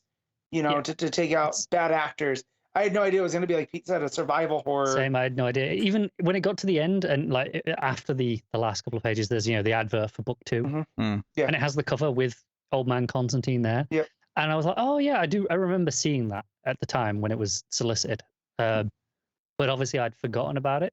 So that wasn't I wasn't expecting Constantine at any point in the issue. So when it got there and that was the reveal of who was in the lighthouse, it was actually, oh, that's cool. There was no point of me, well, even though I know I'd seen that cover, there was no point of, once they mentioned, oh, there's an old guy in a lighthouse, or someone in the lighthouse, I never put the pieces together in advance, which I'm kind of glad I didn't. Yeah, I think it's because one of the myths that the girl said is that like he gets food by shooting seagulls, and I'd never thought Constantine, because I was thinking, oh, who is someone who would like shoot birds for food? Like, who does that fit? And maybe it's just because that story's complete bullshit, and that's not what he does at all. But I was trying to think of like maybe like Green Arrow, someone who would have like a good aim or something like that. I was trying to judging by the sheer amount of cigarettes that he has next to him. Yeah, I'm assuming he gets deliveries of something somehow. Sure, well, magic probably. Yeah, possibly, or he trades with the the Sea Raiders. Oh, maybe right. Yeah. Of course, it's Constantine, right? It's Swamp Thing. They're so tied that, let's say this is the last Swamp Thing story. Of course, he's gonna have a part in it. Yeah, and obviously it's fun. The Parliament's coming up with the red, because obviously Lemire did Animal Man, and that was the whole the red and the green. There was that a thing just before it came out where Lemire tweeted or something, go and say, hey, if you enjoyed my Animal Man run, you might want to check out something. And I was like, oh yeah, okay, it makes sense, green and red. Yeah, I didn't expect it to be such a integral part in the way it is. No, I dig it. I think I love, like, even before, because obviously it's really like you get this rush of excitement with Alec Hall and Swamp Thing coming back at the end. But like all that stuff in the middle with Evil Swamp, I mean, we probably have a different name for him, just a different, Swamp Monster instead of Swamp Thing or something. But like all that stuff with him killing everyone, I'm like, this is just a great horror book right now. This is just, I'm having so much fun reading this. Which, right, because those are the two different aspects of Swamp Thing that you usually get, right? There's the horror side, and then the kind of mythic side, and this somehow did both equally well. It's interesting, because usually the monster that Swamp Thing has to fight is, either created from a different, it's either Rot with, Anton Arcane, or it'll be a monster that's been created in a lab or something. This is like, no. This is his previous, creators have made a new version that's intentionally evil. It's so on brand for them, right? Because they are kind of neutral in that they're all about self-preservation. And this is how we've ended up in other stories with Floronic Man as the avatar of the green, because they're just looking out for themselves first. And so, and of course, when post-climate change, they're looking out for them. Of course, you're going to take out the humans. And everything tracks with the Parliament. So, and especially with Holland's, from what I've read from Swamp Thing, right? I've basically only started with New 52. He always seems to be at odds with them. So him popping up here to be at odds with them again is pretty on brand. I think it's so great that, like, after feeling an absence of Swamp Thing for a few years, that we had a great book. I mean, not quite an ongoing, but still, it'll be 16 issues when it's all said and done. And then you've got this that I feel like will be a great hardcover to like hand to someone and say, "Hey, this is just a great Swamp Thing story." It's 16 issues plus the 2 future stations as well, so it's like 3 full trades of that's a solid run. Yeah, I mean, like it's just interesting. We're getting some really good Swamp Thing stuff, and and again, very different Swamp Thing takes. Even though neither of them betray the idea of the character. No. Obviously, both of them are using different Swamp Things, but they're both definitely Swamp Thing books. And Pete, if you were feeling a void, there was that Mark Russell one. I can't remember the name of off the top of my head. The digital one. That was digital first that I read during the pandemic. That was, if you're enjoying those type of things, it's less monster and more ecology fable.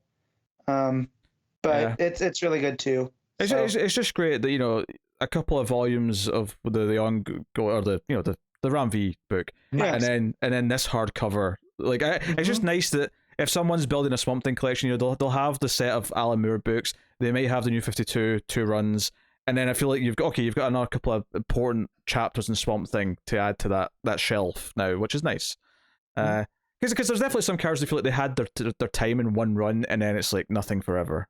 So it's nice that Swamp Thing is getting a bit of light on him. He's getting a prestigious book like this with a nice just focus on it gets the spotlight for a mini, which is nice. So, but the art is gorgeous throughout. Like it's absolutely, it's some of Mahnke's best ever work. Like I think, especially in something like this where Mahnke, he's not trying to make an ongoing monthly schedule, and it's just like he's had time to really put work into this. You can feel that extra time versus, well, his art is always good, but I think when you compare it to like when he's doing a book that's hitting a monthly schedule, I think you can see the extra detail in this because it's had the focus. Definitely. And I don't know how much lead time he had on this, if he's finished it all or not.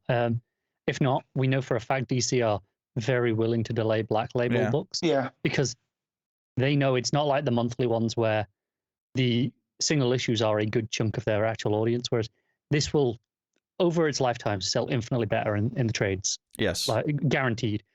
Yeah. Like almost all of the Black Label books. And they know that, so they're like, this needs to be perfect for the book, as opposed to, and we'll take the loss of sales that we'll get in delays if people drop it because it takes too long to come out. Because it's only 3 issues. They're banking on people will just, it's on the poll, they'll just get it anyway. Yeah. And, people will probably rebuy it in a nice format if they like it. Which... I know. I'm already like, yeah, this is going to be a nice hardcover. Yeah. That I'm going to have on my shelf. I've already decided after 1 issue. Well, I mean, it's just a third of the story, I think. So, I mean, is this a 3 or 4 issue? I don't know. I can't remember. Yeah, but I don't know. Yeah. Either way, like, I know already. Like, I'm having a hardcover of this on the shelf. Well, you're also a big Jeff Lemire guy, which I didn't realize your Twitter avatar was from Underwater Welder. It always looked to me like a video game controller, just from scrolling. No, it's a little sketchy in my copy.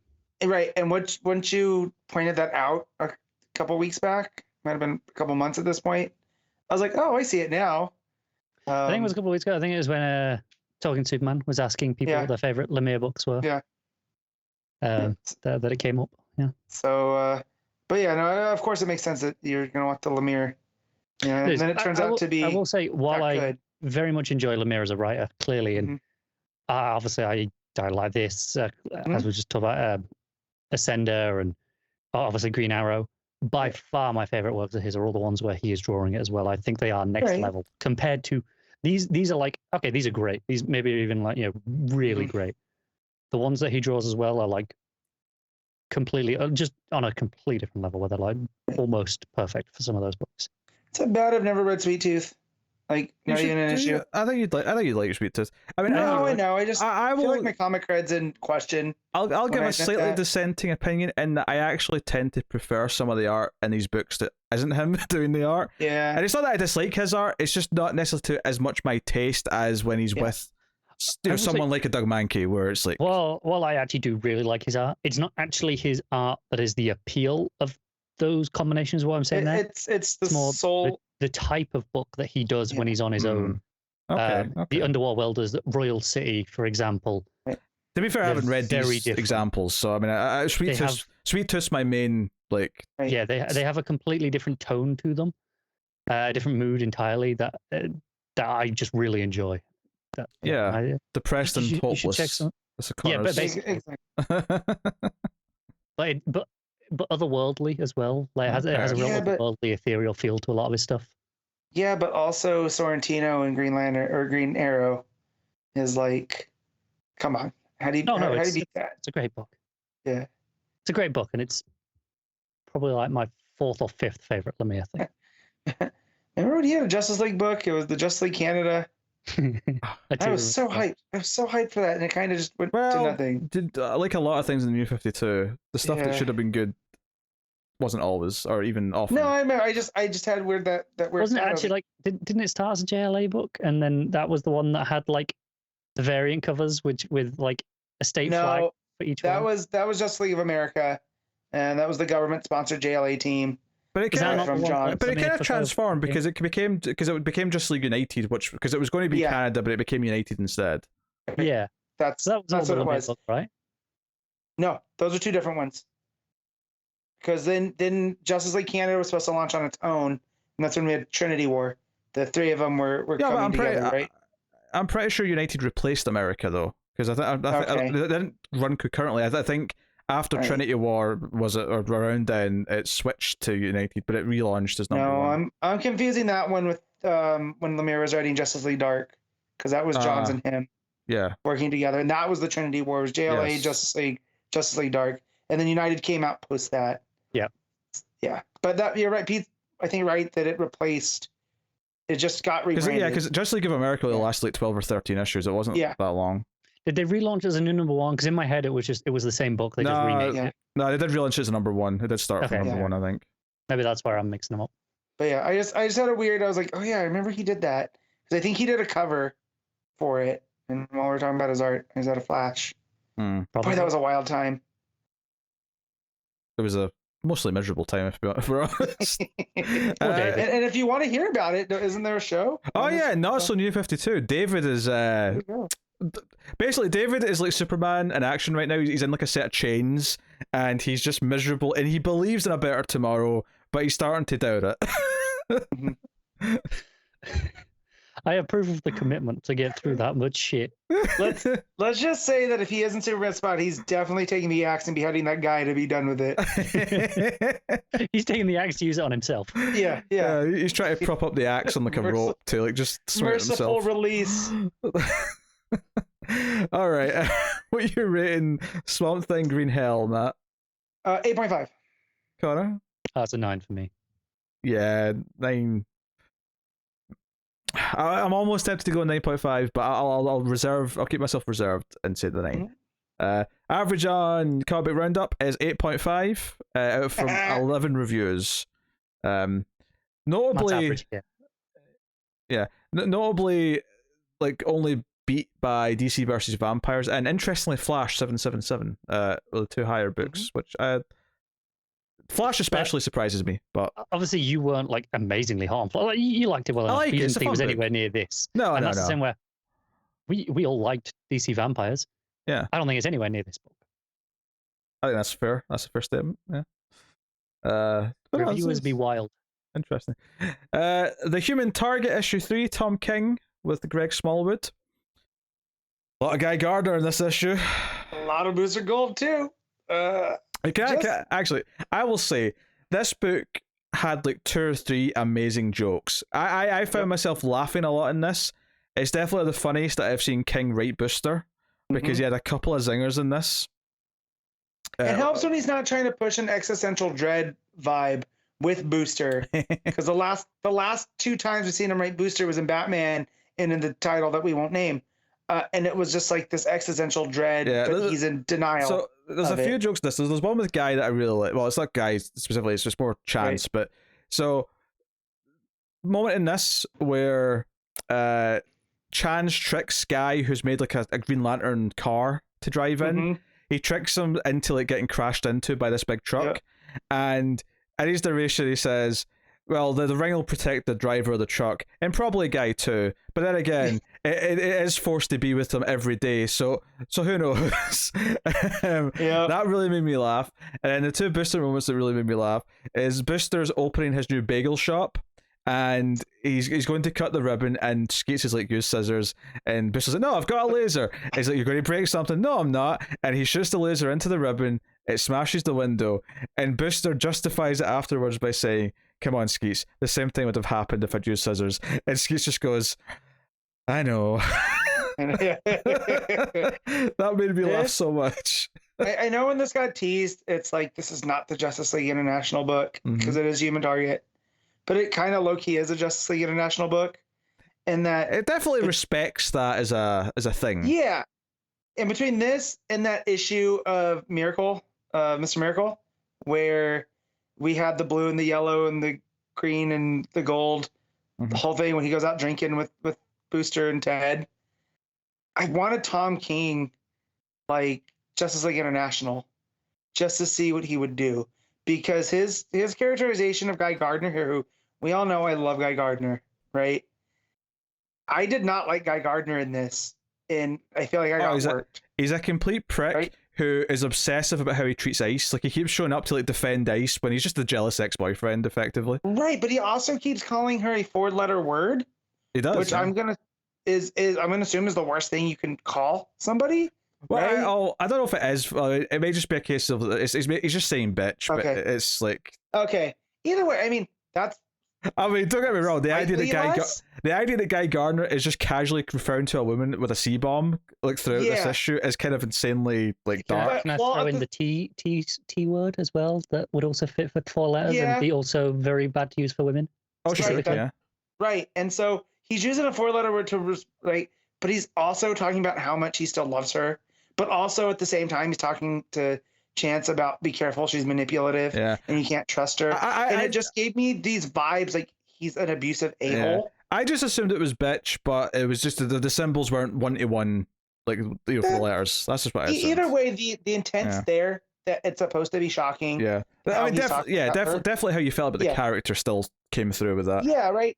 So, and then at the same time, I felt like Booster's characterization this is the Booster that I love, right? Is just the guy that can't get out of his own way, even when he tries. And Skeets is there trying to correct him. Well, yeah, what's interesting about it is like Chance even comments that Booster makes a lot of mistakes, but he doesn't hide them. He kind of like wears them on his sleeve, so it makes him a bit more likable. Actually, the other thing that really made me laugh is that when so the plot of this issue, other than Guy interfering constantly, is that Ice takes Christopher to meet Booster, and they sit down and have a chat. And so there's a moment where he sits down and says, "So you're Christopher Chance, the human target," and they talk for a bit, and then Booster's like, "I don't really trust you, human target, if that's your real name." And Skeets goes, "His real name is Christopher Chance. You already know this." It's so perfect. Like the comedy here was, and I wouldn't say I'm specifically a Booster fan, but I was loving the Booster stuff in this issue. But you know how much of a buffoon he is, right? So that's understood. And for him to go, yeah, that's what he would want me to think. And Skeet's just interjecting. He's like, no, that's who he is. You know this. Yeah. He's not deceiving you. Yeah. So Guy like basically shows up in the middle of the night, and there's a bit of an interaction. When Christopher wakes up in the morning, like, you know, Ice is there, and like she's there to help him. And the narration continues this idea that, you know, he's obviously falling for her. He wants to trust her, but doesn't know for sure that she's not the killer. And there's some great moments in there. There's a moment after the Green Lantern cars crashed where she's looking back and he's still driving, and just I thought the art in that panel, the faces, is just exceptional. The shading. Because I'm gonna get out of the way. The art here is just fantastic because for all of those great moments like that, there are these smaller understated moments that happen between the panels, right?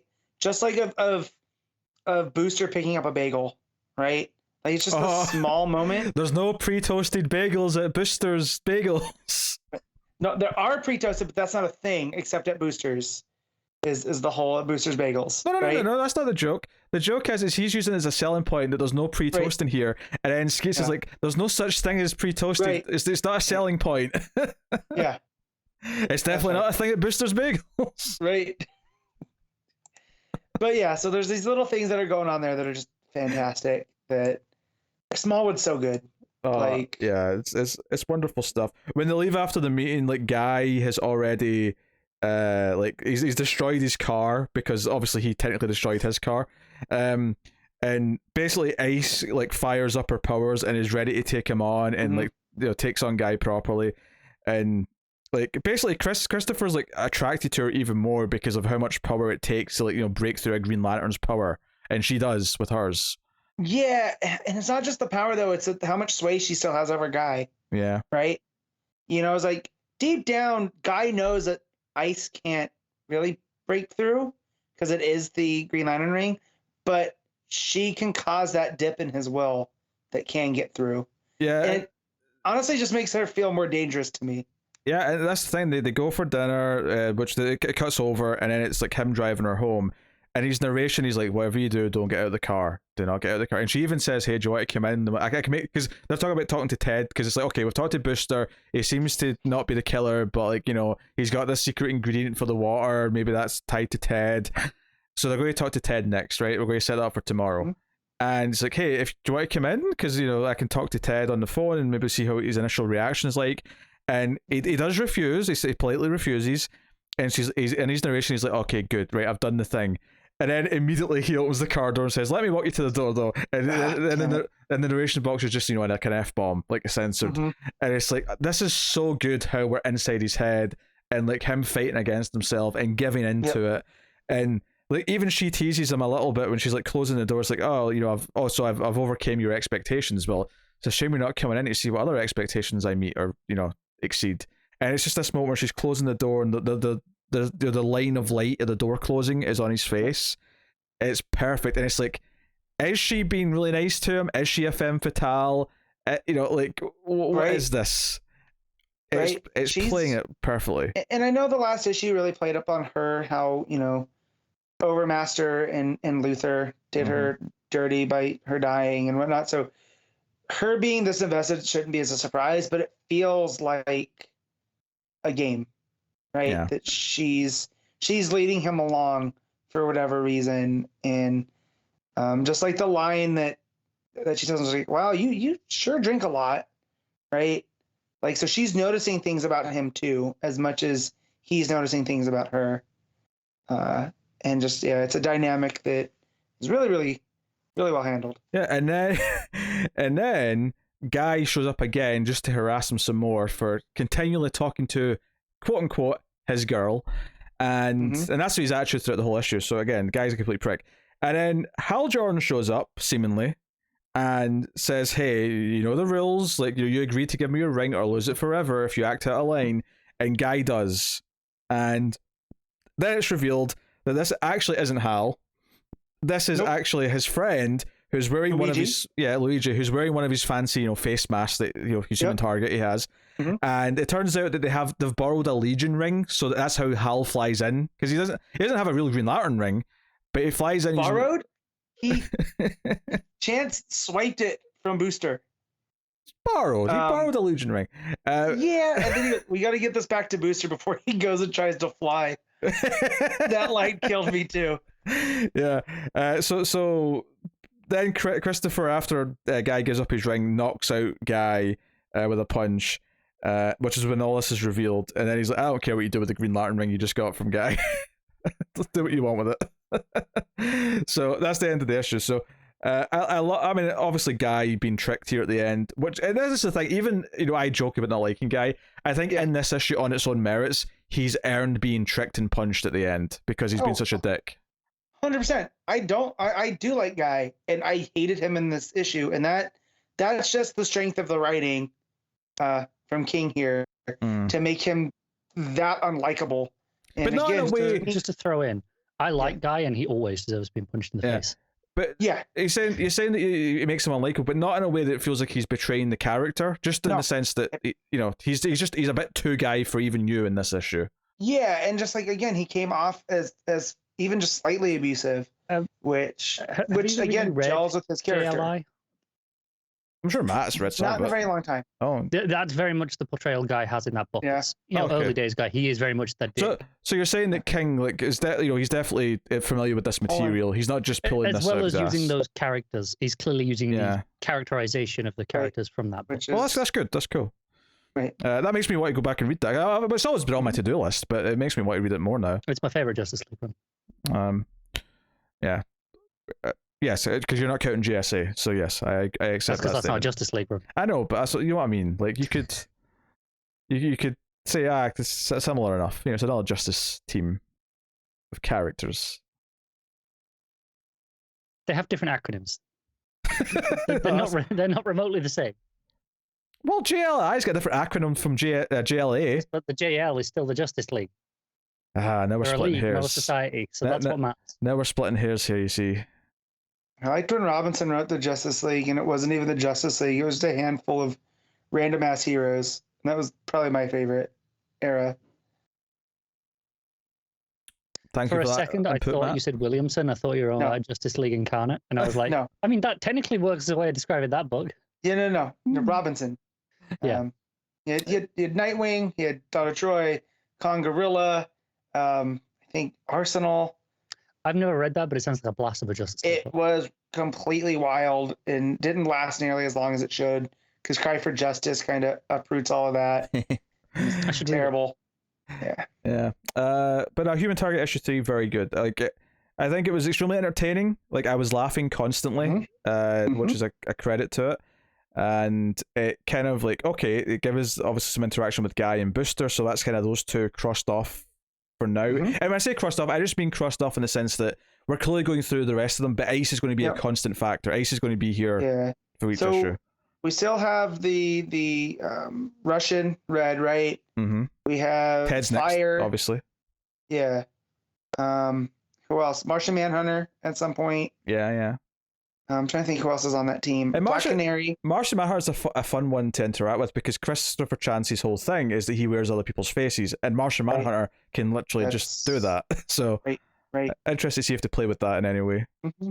So and then I do like that each issue is a day, right? Yeah. Of him trying to survive, and if you look at the back cover, because I picked up this up physically, there's a calendar, and each day there's a day. Yeah, actually, one of his narration points, because when he gets like knocked out by Guy at the start and he wakes up, when they're driving to the restaurant before Guy shows up again, his narration, he's talking about how he actually is kind of like thankful for this pain that he's got from being hit because it's masking the pain of the poisoning that's been creeping. Yep. So it's like he's just happy for it to be something different, even if it's still unpleasant.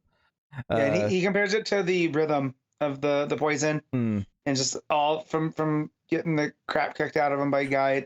It's a different pain, but it's welcome, and you're just like, damn. Yeah.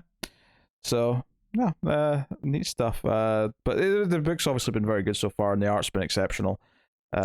It's again much like the other Tom King books. It's got its own voice though. It doesn't just feel like it's a repeat of Mr. Miracle or Rorschach. It feels like it's just doing its own thing, but still distinctly with a Tom King voice in there, which is impressive. It's impressive that it's so different from those, but it still feels it from the same person. So yeah, take that for what you will. Matt, what are you giving the Human Target issue 3? 9.5. Oh, straight up there. I'll just go with a straight 9. I'll be a little reserved. Average on Comic Roundup is 8.1 based on 7 reviews. So clearly that's not getting reviewed as many places already. Like, that's a bit more niche because it's not one of the mainstream books, but that's okay. But hey, so there you go. That's Human Target. Which just leaves Connor with a Patreon book. Every month on patreon.com/MailFuzzTV. And one of the higher tiers, you can make myself or Connor read a book. And Connor's going to read Harley Quinn issue 10. Or he has read Harley Quinn issue 10, and he's going to talk about it. Now. I'm going to do that. And I am not entirely miserable because it's not Rosenberg art. Oh no, I don't approve of this at all. That was such a nice surprise when I opened it up. It's actually Laura Braga. Oh, okay, all right. I quite like it. Not necessarily like my favorite artist.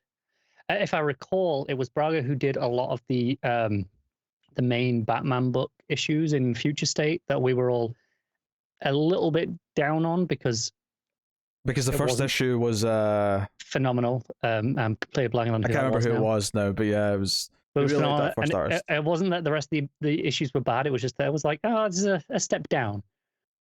And we were disappointed. This is the complete opposite. I've gone from Rosenberg to Braga, and it's like, this is the best art I've ever seen in my life. So I will say, though, still don't like this book. I'm actually quite annoyed at what this book does by the end. So most of this book is, or this issue is Harley and Ivy getting back together. Now that Ivy is back and she's all one person after Fear State, she's been put back together. It's basically them kind of, so they're all together, and Ivy's kind of catching up on what Harley's been doing now that she's a card-carrying Bat family member. And they go into some art museum to meet Kevin and Kevin's girlfriend. And it turns out Ivy just wanted to go so she could pull off a heist and swipe some diamonds. So, I don't usually pay attention to when you're talking about Harley Quinn. And every so often I say Kevin. You say Kevin, and I'm like, who the F is Kevin? Yeah, that's a fair question. Kevin is Harley's Robin. Oh, that explains it. Purposes. Yeah, that explains it. Okay. Yeah. So you mean her human shield? Yeah. Yeah, basically. But Ivy just wants to pull off a heist and steal some fancy diamond. And Harley's like, no, we can't do that. I've gone straight. We're not stealing. And some security guards come in and Ivy attacks them. And Harley tries to stop her and gets caught by one of Ivy's vines. And Ivy obviously feels terrible, and that's a whole big thing. But it basically comes down to the fact that Harley's like, well, I never really asked you if how you felt about me doing this, and and they kind of break up. they do and they don't, and I'm really annoyed at DC because we literally just got, okay, Harley and Ivy are back together and we're doing this. And then the end of this issue is, hey, Ivy, you should go off on your own and find yourself like I did. Bye. I don't like that. Yeah, I hate it. I'm like, why not just have one goddamn book with the pair of them together? We have one issue. That's all that we got given by DC. This editorial mandate to keep them apart that has been going on for years at this point is absolutely infuriating. Yeah. Just, it's fine. You can have them just be a couple and they're together, and it's like, even here, like the last panel is them kissing, so it's not like they're denying that they're an item. It's just because there was for a long time, it was a whole big, like, they were clearly acting like a couple, but they never showed any physical affection because DC obviously had a mandate that they weren't allowed. Obviously, that mandate has been repealed, but they still can't just be a couple. We've got to do this whole thing, and god damn it, I hate it. I hate it so much. Just why? We just spent time, the last like 4 issues of this book, you know, all the stuff in Fear State that were to do with Ivy, getting Ivy back to a place where we could just have this and be normal. And no, we're not doing it. DC just gone, no, screw you. I hate it. And I don't really blame Stephanie Phillips. I'm assuming this isn't her fault. I'm assuming this wasn't her choice. I'm assuming this was an editorial mandate. But screw that. I hate it. And I hate this issue for that being the bulk of this issue. There's a subplot with Hugo Strange shoots I'm completely forgetting Keepsake. But he's down in the river, he's been shot, but someone saves him. You just see some red gloves. And then Keepsake's back later in the issue, and he threatens Kevin basically later in the issue. And that's about all there is. Most of this issue is the Harley and Ivy stuff. And I don't hate most of the content of the issue. I like the ideas of, okay, Harley's moved on with her life without Ivy and kind of changed as a person, and Ivy doesn't realize that and is kind of fallen behind and is still kind of semi-villain. But I want to deal with that stuff, in theory, in this book, not deal with it at all and send Ivy away to God knows what. Yeah, I hate that. It's just so infuriating. I'm going to give it a 6 overall because it's still objectively significantly better than most of the issues, because most of this issue is still Harley and Ivy, and that stuff's pretty solid. And the art is good. But yeah, I just really hate the end point of the issue. Obviously, this average rating on Comic Round, it won't usually apply to Patreon issues, but this just happens to be a new issue that came out this week, so you can have Same it. as well. Yeah, 8.3 based on 7 reviews. Oh yeah, far too high for the sounds of it. Honestly, I think if it wasn't for what this issue actually did with their relationship, I would be probably giving this a 7 or a 7.5. Like, it's not a bad issue. I just really hate what it does overall. So yeah. Okay. Interesting stuff. Well, there you go. That's the last book. Which will take us out of the part of the show where we pick our favourite panel/moment of the week, favourite art, favourite cover, and do our top 5 books. And that's what we're going to do. So I'll start off with Matt, your favourite panel/moment of the week. So I could pull from, let's see, Human basically, Target. Basically every book except Deathstroke. Yeah, or Action Comics. But the one that gave me such a smile is from Robin.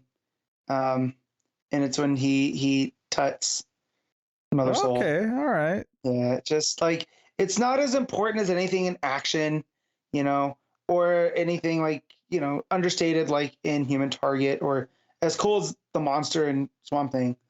But as a moment, I really loved it. All right, Connor. It's funny because I'd already decided that was my exact panel of the week. I knew that as I was reading, because that was the second to last book I read. Not counting Harley. The only book I read after that was Deathstroke, and I'd have been very surprised if there was ever going to be anything in Deathstroke that till that. But as I was reading Robin, I turned to that. I laughed. I was like, "That's my panel." I knew immediately. Joe, what's so funny is that you two have synced up, and I don't like it. I actually think this is such a hard week to pick, but not because it's like some weeks where there's nothing sticks out. There's too many good moments in like 4 or 5 books this week that it's really it says tough. a lot that there are a lot of other books that I could have picked things Swamp Thing easily, action, detective, like, all of vampires. These books.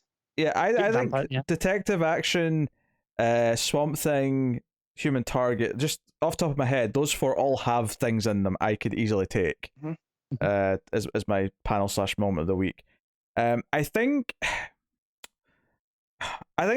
I kind of want to go with action for the meaning and the hope and the idea of like Superman's determination, but I think I have to go with the first 2-page spread from Swamp Thing, which is the reveal of the monster for the first time, because you've got those wider pages in that book. It's the Prestige Plus format, so it's already a wider page compared to normal, so when you go 2-page spread, it feels huge.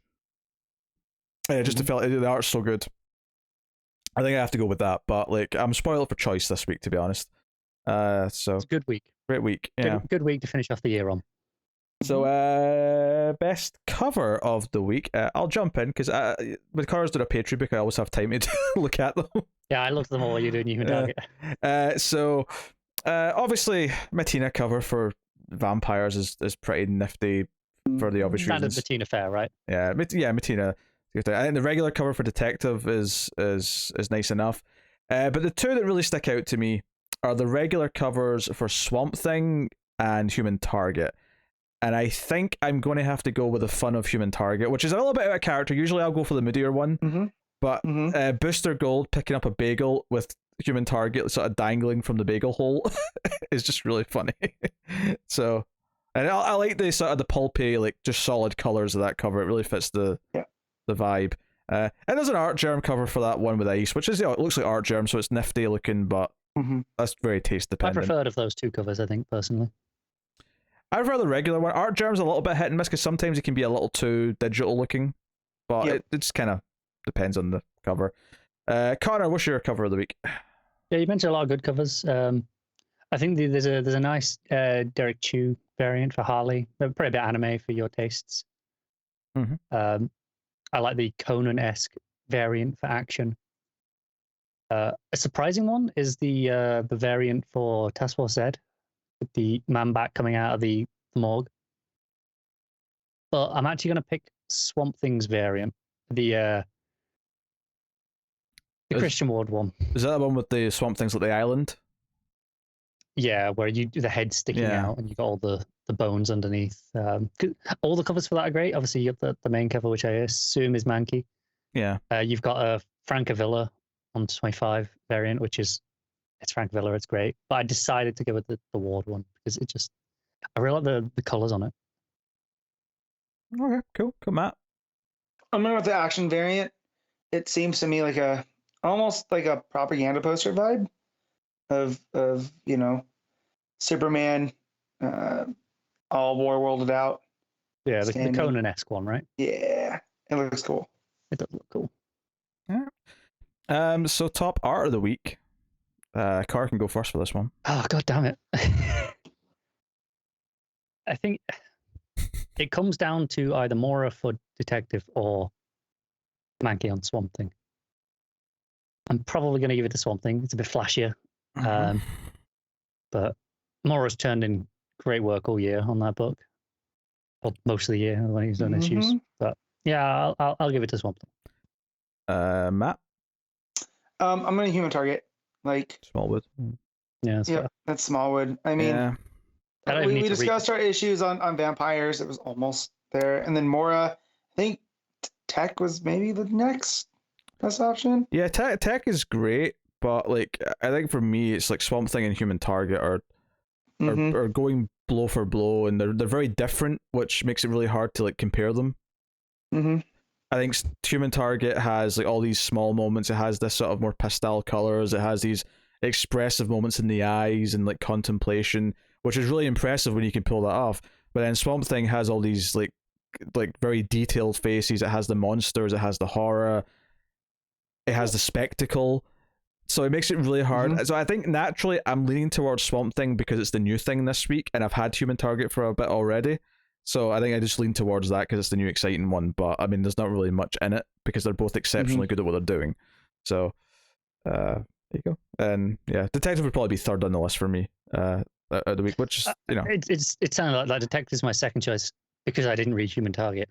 And even without reading it, I'm willing to assume Smallwood's art is, because I've seen Smallwood's art, I've seen Smallwood's art on this book. I know how good it is. I'm willing to accept that, yeah, that probably would be fine for Swamp Thing for me as well. Yeah. All right. Top 5 books. Matt, take it away. 1, Human Target. 2, Action Comics. 3, Swamp Thing. 4, oh, that's where it gets tough. Let's go 4, Tech. 5, Vampires. Okay, Connor. Swamp Thing, Action, Robin, Tech. What am I missing? Vampires. Yeah. That seems fine. This is a tough week. This is a tough week for picking number 1. I think I had yeah. So I'll probably go Swamp Thing number 1, Human Target 2, Action Comics 3, and then Detective Comics 4, and then number 5 probably Vampires. Yeah. I'm just making sure I'm not missing anything obvious that I'm just glossing over. Yeah. Okay. Yeah, there you go. So there you go. I will tell you then what is coming next week, the first week of books of 2022. What is on the docket? We have Batman 119, Detective Comics 1047. So that's the start of the 12 issue weekly thing. Honestly, I'm pumped to be excited for that every week, to be honest. We have Dark Knights of Steel issue 3. We have Superman Son of Kal-El issue 6. Suicide Squad issue 11. Justice League Incarnate issue 3. Arkham City: The Order of the World issue 4. Joker Presents a Puzzle Box issue 6. Justice League Infinity issue 7. Crushing Lobo issue 8. One Star Squadron issue 2. DC Horror Presents Soul Plumber issue 4. And World of Krypton issue 2. There's a really nice tight 6 books, give or take, that I'm looking forward to next week. Yeah, you got the start of the Tower and then Batman. Yeah. You got 2 Tom Taylor books. Yep. And Arkham City.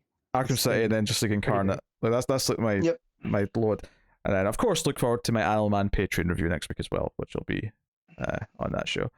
So exciting stuff. Just before we go, I'm going to give people the option to tune out here. I'll trust my promotion that I usually do at the end, and I'll just leave it with you. But there's a small rumor about the movies that I wanted to throw in here at the end. But given that, it doesn't really spoil much about the Flash movie, but it just kind of what it's going to do to the movie universe. So if you want to not know what the rumor is, you have the option of opting out at this point. Do I have an option? No. I've not heard this rumor. And I'd rather not. Well, here's the thing, Connor. A good portion of the internet is not happy about this rumor. I think you will be positive on it. Go on then. So apparently by the end of the Flash, it wipes out all the Snyder movies out of continuity. See, I was expecting that anyway, and I don't think it's going to be out of continuity. It'll be in the sense of, Flashpoint, they're doing that. I don't think there's going to be a shared continuity after. I think they're just going to set up basically just well, there's some more to the rumor that I'm not telling you that maybe doesn't suggest that part, but okay. But it sounds like Cavill and Affleck will just be gone. That's just them. They're done. Well, one of those. One of those. To be fair, I wouldn't mind, but obviously Affleck doesn't want to anyway, but I wouldn't have minded him coming back to be Batman. No. Affleck was never the problem. Yeah. No. But it sounds like, Godot will still be around probably. But it specifically mentions something at the ending sets up, which I won't say because it is maybe a bit too spoilery, but obviously the Snyder fans are not happy about this. How are they shocking for numerous reasons. They got the Snyder cut released and they were still unhere's we knew that wasn't. That Warner tried to sabotage it by leaking it with a Scooby-Doo movie by mistake. But here's the thing. Didn't you ever read When You Give a Mouse a Cookie? Tom and Jerry. Whatever. But did you ever read When You Give a Mouse a Cookie? That's why you don't negotiate with terrorists, right? And then there's no stopping, because now, that worked. Well, now we want him to completely reform. We don't like James Gunn's Suicide Squad. And it was like, well, that's everything that you guys seem to like, but it was bright and not dark and gritty. It was shot by someone that likes film. So somehow you just compared a group of people to both a mouse and a terrorist in the same sentence. That's what just happened. I'm not saying they're terrorists, but I'm also not saying they're not problematic. There was too many nuts in that sentence. I had a hard time following where we were by the end of it. I'm just going to assume that I know what Matt meant, whether or not that actually tracks with what he said or not. Yeah, I thought it was worth throwing in here a little bit at the end, just because, especially since we all have a hard stance against the Snyder movies. Yeah. So. And because they're shit. Because they're shit. Yeah, I mean that's the reason. Yeah. They're not good representations of the heroes that we talk about on a weekly basis. No, by and large. And I will keep fighting with, I don't care if that's how Superman would act in the real world. I don't read Superman because I want to see the real world. I want to see something aspirational. I've said for years, and I stand by it, Man of Steel isn't a terrible movie. It's a perfectly fine movie. It's just a terrible Superman movie. Exactly. There's a difference. Right. Batman v Superman is a bad movie. Yes. No, Batman v Superman's absolute garbage. I will say, I can't speak for the extended cut, but because I'd never watched it, but the theatrical cut, the one they released to the cinemas, is just objectively bad as a movie. I actually did see the extended cut before the Snyder cut as a part of a stream thing, and I'll be honest, I didn't even notice what the differences were. Well, it had, from what I'm aware of, it has establishing shots. Nothing made me less angry in the movie, though. So, which I will say, if it is true that it has establishing shots, it is objectively better than the theatrical cut. Oh, great! It's a 3.5 instead of a 3. Happy days. Yes, exactly. Sound the trumpets. Yeah. Not in any way saying it makes it good. Just objectively better. Yes. Now, it's worth mentioning this is all pure rumor. Like, the source of this is a little unverified. When's this movie even coming out? Is that meant to be this year? It's 2022, yeah. Huh. DC have 4 movies scheduled for this year. They're all being shot or finished. And you've got Flash, Black Adam, Shazam 2, and Batman. And Batman, obviously, yeah. Which is the one that looks good. First. Yeah. I know there's been a trailer this week that I didn't watch. I have no plans on watching it. I watched it. I mean, I'll watch the movie, probably. Yeah. Although, I don't need another trailer. The trailer does maybe show a little too much. So I wouldn't say not to. I don't know if I'll watch Batman straight away, because I still haven't been to a cinema. And I don't know if I'm going to anytime soon. Well, I'll say there were some rumors that came out about the Batman, and if those rumors turn out to be true, I'm going to be very irritated. Yes, I saw those rumors. Yeah. I didn't see these rumors. There's other rumors? Oh, there are rumors about a certain character may or may not be in this movie. And there may or may not apparently be 2 different cuts of the movie that feature or don't feature said character, depending on which one the test audiences respond better to. There's only one character I can think of immediately that would upset Matt by being in a Batman movie.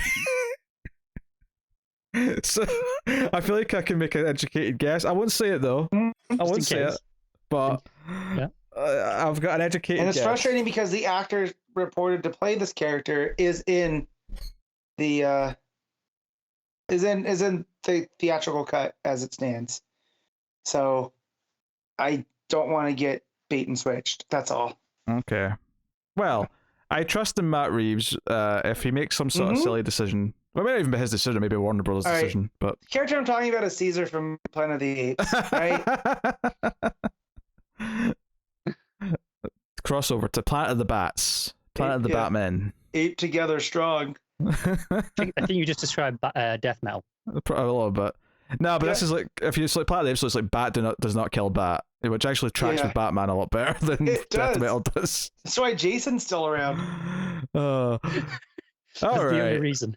That's pretty much it for the show, though. Hopefully you had fun with this final / start of the new year. The annual episode discussing the best and us debating the top 10 of the year will be out midweek, so look forward to that. We already recorded it.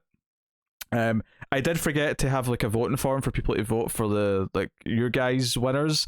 That will still happen, and we'll just do the results on like an episode later in January. So look for the form along with that episode, and we'll probably promote it for a couple of weeks to give people a chance to send in their votes, and we'll give you results towards the end of the month, I imagine. Do you know when that annual episode's going up? Yeah, midweek. Okay. I started this by saying I didn't know if you had a more specific a day. Yeah, Wednesday. It's probably Wednesday. There you go. Which is why I thought midweek was like a nice. It's just vague enough. Expectation. That now people can go Wednesday. Oh, okay, fine, Wednesday. But yeah, so go have a look forward to that, and of course you can support us by liking, subscribing, dinging the bell, all that stuff, and of course financially over at patreon.com/MailFuzzTV for as little as $1 per month. The higher tiers, of course, get you to various things. $5 and up gets you early access to the show by a day. And of course, our producers at $20 and up, I will thank them right now. So thank you to Tyler Hess, Cindy Palacios, David Sharp, Board Now, Christopher Moy, and David Brown. Thank you to all for being producers. And yes, and also once again, Happy New Year, everyone, because it is, this episode has been recorded on New Year's Day and going out on the 2nd publicly. So it is a nice bright start to the year, and many big DC things coming, I'm assuming, in the year, which we will cover. Assuming or hoping? And we'll talk about, and laughs will be had. We'll be hitting episode 300 this year. Looks like it'll be around March, April, something like that. Something like that, yeah. I mean, we started the show in May, so every year, like every time we hit 100, it's a little bit earlier because obviously there's slightly over 50 episodes a year. So I don't know what episode we're on now. I can't remember. What's this one? 286. So yeah, March-ish, maybe April. Connor's doing April. Math. April, okay. Early April. Early April. So pencil it in. 300 episodes. Oh my. What top 10 will I somehow conjure up for that one? I don't know. I'm working that week.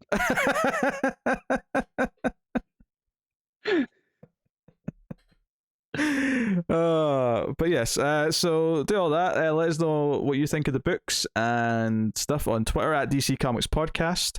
But otherwise, that is pretty much us. That was the show. So thank you once again for watching or listening. We always appreciate it. Keep reading DC Comics. And just remember, well, I remember what my outro line is for this show and not one of the other shows. There's nearly 300 episodes and he's still struggling. I very nearly said computer add salsa, which is my last line on the ace. But yes, remember to never get lost in the Speed Force. What kind of salsa are we talking about?